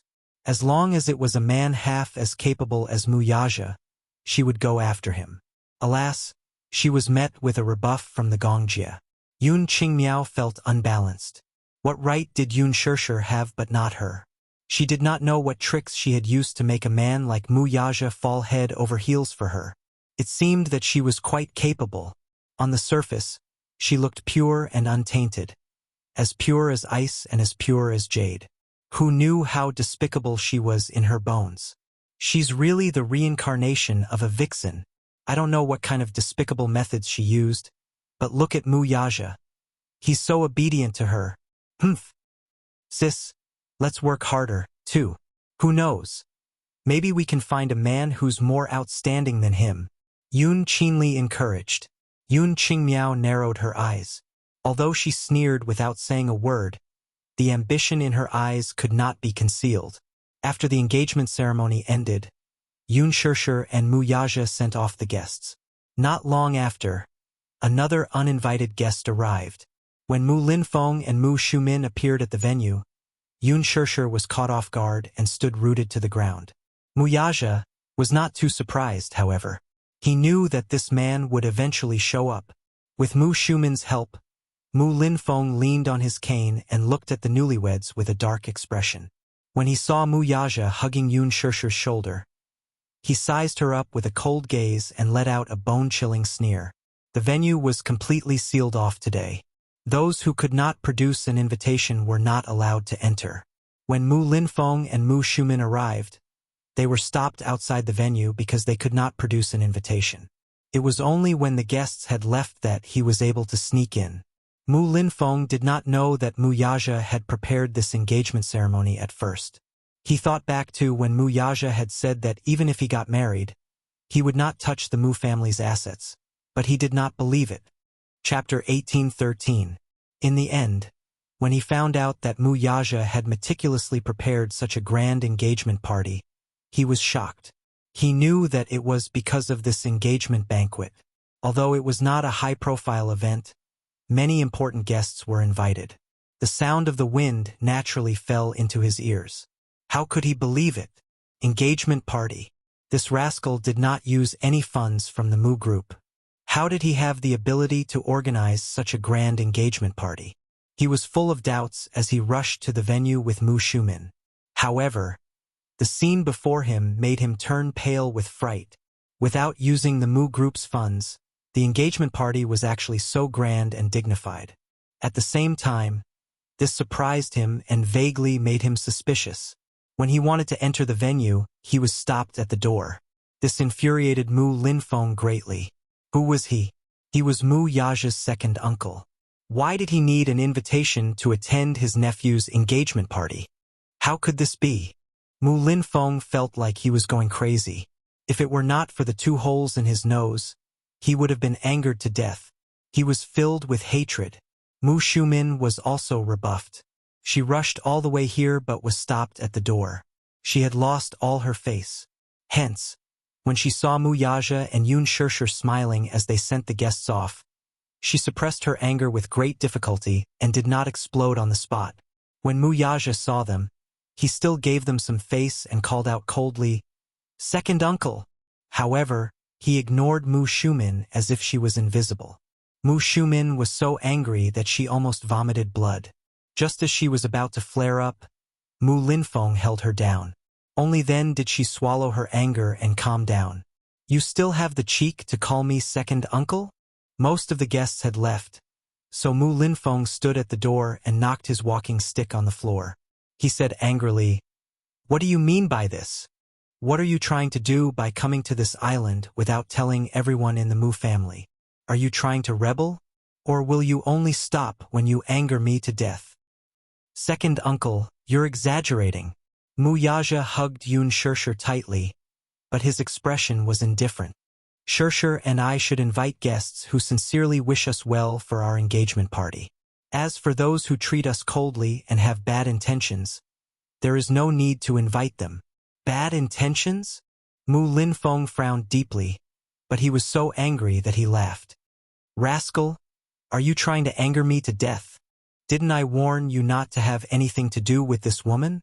The sooner you cut off the relationship between you and her, the better. I don't approve of her, so naturally, I won't allow her to take half a step into the Mu family. I've told you this clearly, but you didn't listen, did you?" Gong Jie heard the commotion and walked to the door. However, when he saw this scene, a cold light flashed in his deep eyes. A cold arc appeared on his lips. He walked to Yun Shirshir expressionlessly, but his exceptionally cold gaze landed on Mu Linfeng. Mu Linfeng was so angry that he did not notice that the indifferent man standing behind Yun Shirshir had completely exploded in anger. "I heard about your engagement from someone else. You hid it from everyone in the Mu family and actually came here to get engaged with this unknown woman. I think you're going to ruin the Mu family's reputation. Shut up. Shut up." Chapter 1814. Gong Jie and Mu Yaja spoke in unison, almost at the same time. As soon as he said that, the two men exchanged glances. Gong Jie's eyes, however, were filled with inexplicable hostility. He instinctively pulled Yun Shirshir aside and looked at Mu Yaja unhappily. His eyes were burning with anger as he pointed at Mu Linfeng and Mu Shumin. What's going on? He had thought that this engagement ceremony would receive everyone's blessings. However, these two people had suddenly jumped out to criticize him. Gong Jie sized up the middle-aged man and woman standing in front of him. Based on their words, he could tell who they were. They should be from the Mu family. However, they had been so aggressive from the moment they appeared. They even insulted his sister and called her a wild woman. These words fell clearly into his ears. What wild woman? When Gong Jie heard this, he was filled with anger but had nowhere to vent it. He held her hand tightly, and every joint in his body stiffened. Yun Shirshir was shocked by Gong Jie's anger. She could not help but reach out to comfort Gong Jie's shoulder. However, she saw him glaring at Mu Yaja and questioning sternly, "How dare they call my sister a wild woman? Who gave them the guts?" Mu Linfeng was inexplicably furious when he heard this. Where did this arrogant brat come from? How dare he say such things? What did he mean by, "Who gave them the guts"? This man's tone was so arrogant. Did he know who he was shouting at? If he knew, he would probably feel the greatest remorse. Humph! It seemed that this brat was a typical example of a young and impetuous man. He probably did not know who he was offending. Mu Linfeng was so angry that he could not speak. Mu Shumin stood at the side and mocked. "Who is this arrogant brat?" Looking at his face, he seems to be this wild woman's biological brother. The sister is shameless and wants to climb up the social ladder. As the brother, he should be shameless and want to use his sister's relationship with the Mu family to climb up the social ladder. "Shut up." Mu Yaja's eyes darkened as he reprimanded Mu Shumin. Mu Shumin was so angry that he frowned, and his face twitched. "Yaja, who are you asking to shut up?" "I asked you to shut up." Mu Yaja was fuming. He stared at Gong Jie holding Yun Shirshir's waist and said coldly, "Let her go. She's my sister. Of course, I have to protect her. In the past, she was bullied because I wasn't around. Now, I won't let anyone humiliate her." As he spoke, he did not let go of her hand. He suddenly regretted it. This was only an engagement, and he had to watch as his sister was humiliated. Looking at the situation, it wasn't the first time this had happened. Gong Jie did not dare to imagine how much his sister had suffered when he was not around. What did this mean? This meant that this man could not protect his sister at all. This meant that he did not have the ability to do so. How could he be assured to hand his sister over to this man? He did not even have a reason to convince himself. At the thought of this, Gong Jie shielded Yun Shirshir behind him even more. His protective stance agitated Mu Yaja even more. Chapter 1815. She's not only your fiancée, but she's also my sister. She's my most important family member. Don't forget that I warned you before that if you let my sister suffer even the slightest grievance, I'll flatten the Mu group overnight. The anger that the two men had been suppressing was now unleashed without any restraint. For a moment, the two of them faced each other. Sparks flew, and the surrounding atmosphere turned cold in an instant. Gong Jie curled his lips and tightened his grip on Yun Shishir's hand. With a look of disdain, he said, "Moreover, it's just an engagement. She's not officially your wife yet." Yun Shishir glanced at Gong Jie and then at Mu Yaja. She bit her lip in annoyance and opened her mouth to say something. But Gong Jie said in a low voice, "Sister, don't say anything." Shao Jie. Shoo. Gong Jie put a finger on her lips, indicating for her to keep quiet. "I'm sorry, sister. I can control my temper in any matter, but not in this matter." Shao Jie, you? Listen. Just based on the fact that the Mu family called her a wild woman of unknown origin, I can't sit back and do nothing. With that, Gong Jie looked coldly at Mu Linfeng, but his gaze was full of hostility. Mu Linfeng, on the other hand, was taken aback by his insolent words. "Flatten the Mu group overnight." Mu Shumin repeated, but she felt that it was very funny. She suddenly let out a cold snort. "You brat. Not only do you have a big temper, your tone is also not small.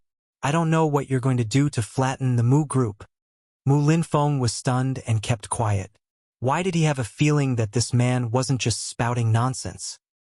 He glanced at Gong Jie and gradually felt that although this young and arrogant man had an extraordinary aura, he was not a simple person. That was because he saw Gong Jie's eyes. Those were the arrogant eyes of a king. They were insufferably arrogant and unruly. It was as if he could trample the whole world under his feet if he wanted to. Gong Jie sneered and mocked. "Remember, my sister is nobler than you. You're not worthy of my sister."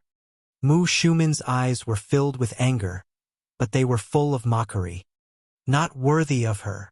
Who do you think your sister is? She's just a lowly commoner.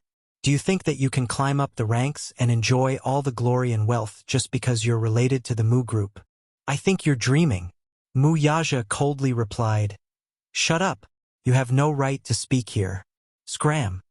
Mu Shumin looked at him in disbelief and said, "What did you say? You're asking me to?" "Mu Yaja, I think you've lost your mind. Haven't you? This woman is really scheming. I don't know what kind of bewitching potion she used to make you so infatuated with her. How can you side with an outsider? I'm your aunt, but what about you?" He actually dared to say such disgraceful words? "How dare you speak rudely to me for an outsider with ulterior motives? How presumptuous." Mu Yaja said coldly, "Who's the one speaking rudely? Shishir is my fiancée. In the future, she'll be my only wife. Show some respect." Chapter 18:16. Who else could it be? Mu Shumin sneered, but every word of hers was laced with poison. "Tell your sister. Don't be delusional. Don't think that just because she's sucked up to the Mu family, she can really become a phoenix." Yun Shishir clenched her fists, so angry that she was at a loss for words. Gong Jie's heart ached as he hugged her tightly. He was so angry that his face turned cold. He looked up, and his eyes were sharp as he said word by word, "He ba! Make her shut up." A fully armed man behind him took a step forward and slowly closed in on Mu Shumin. Mu Shumin looked at the man who was closing in on her. Seeing that he was fully armed, she inexplicably panicked. "You, what are you doing?" Just as she finished speaking, she felt a black shadow flash in front of her. When she suddenly reacted, that man had flashed behind her like a ghost. His large palm grabbed her chin and forcefully twisted, only to hear a very heavy sound. With a kacha sound, her chin was instantly dislocated. The immense pain made Mu Shumin break out in cold sweat. She held her injured chin and stammered, but because of her dislocated chin, she couldn't utter a coherent sentence. The man waved his hand again, and a fiery hot slap landed on her face. Instantly, she couldn't find her bearings. Mu Shumin was also someone who had served in the army for 3 years. She had trained her skills beyond that of an ordinary person. Even so, to her, this man's fighting ability was quite terrifying. She didn't even see how the man made his move. She felt the world spinning around her, and the next second, she was pathetically placed on the ground.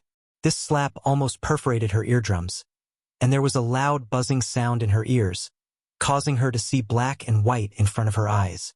Even her brain was a little dazed. Yun Shirshir was tongue-tied at this sight. She then turned to look at Gong Jie in shock. Mu Yaja's expression changed, but he didn't say a word. In fact, even if Gong Jie didn't do it, he would have done it. This Mu Shumin was really too presumptuous. When Mu Linfeng saw this, he was inexplicably shocked and furious. "Stop! Diba!" Continue to hit her. Gong Jie, who was holding Yun Shirshir in his arms, casually said this. Mu Linfeng was about to stop him, but the man pushed him aside. Mu Shumin was in so much pain that she was in tears. However, in the next second, she felt her collar was pulled up again. Then, she was ruthlessly slapped, one after another, until she didn't even have the chance to cry out in pain. It was a horrible scene. Although it was a manzazazaz, it was a mercenary. But for mercenaries, there was no such thing. He only obeyed the orders of his employer. Whatever the employer asked him to do, he would do it without hesitation. His execution was top-notch. Mu Linfeng stood at the side, looking anxious and angry. He looked at Mu Yaja, who was watching indifferently from the start, with a hateful expression. "You're just going to watch your aunt be humiliated, aren't you?" Mu Linfeng glared at him fiercely, his voice trembling badly. Mu Yaja sneered. Only in this aspect, he and Gong Jie were on the same side. "Second uncle, you're wrong. Aunt's mouth really needs to be disciplined. Since that's the case, why don't we discipline her properly? Otherwise, he really doesn't know the immensity of heaven and earth." Chapter 18:17. Therefore, since someone was willing to help him, why wouldn't he do it? As a nephew, he could not be rude to his aunt, or he would be offending his superior. However, if Gong Jie were to step in, it would be considered as helping Yun Shirshir vent her anger. Even if Gong Jie did not step in this time, Mu Yaja would still secretly teach Mu Shumin a lesson. "Stop! Stop hitting him!" Mu Linfeng stomped his feet in anger. Gong Jie remained expressionless as he held Yun Shirshir's shoulders and looked coldly at Mu Shumin, who was being punched and kicked on the ground, without any intention of backing down. It was as if this was the only way to appease his unhappiness. Herba was one of the top experts by Gong Jie's side. As a veteran mercenary of Mercenary Paradise, he had a lot of experience. After 10 years of war, his body was practically made of steel. Even the blood flowing in his body was like a strong liquid made of molten iron. Don't be fooled by the fact that he didn't use much strength in that punch. Even so, with just a few slaps, she would definitely fall apart.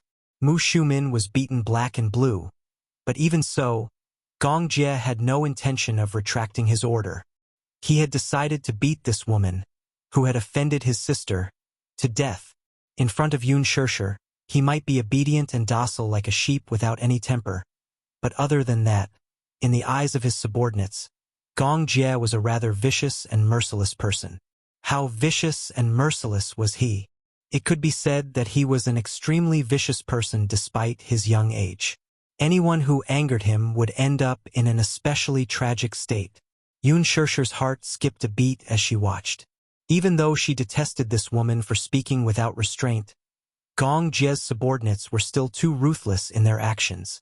She could not bear to watch any longer. This was definitely not a joke. If this went on, one could imagine that even if she did not lose half her life, she would have a few broken ribs. But the current atmosphere was too strange. While Mu Yaja remained unmoved, Gong Jie's face remained impassive. In fact, his lips even curled into a sinister smile. Thus, she said fearfully, "Xiao Jie, stop hitting me. If this goes on, she'll lose her life." "Sis, you don't have to speak for her. Have you forgotten what she said about you?" Gong Jie said expressionlessly. "How dare this woman humiliate you? I will never forgive her." Mu Linfeng retorted furiously. "How arrogant of you! Do you know who we are? How dare you touch the Mu family? Do you know what kind of disgraceful thing you're doing? If you continue beating him like this, you'll beat him to death. How dare you?" Gong Jie glanced coldly at Mu Linfeng and said nonchalantly, I want her life. You dare to bully my sister? You deserve to die. Otherwise, do you think that the Gong family can be bullied by any Tom, Dick, or Harry? The Mu family? Who do you think you are? Do you think that the Mu family can do whatever you want and bully others? I'd like to see if the Mu family or the Gong family is more capable. Mu Linfeng was stunned and looked at him in disbelief. The Gong family? What did this man just say? The Gong family? Could he be from the Gong family?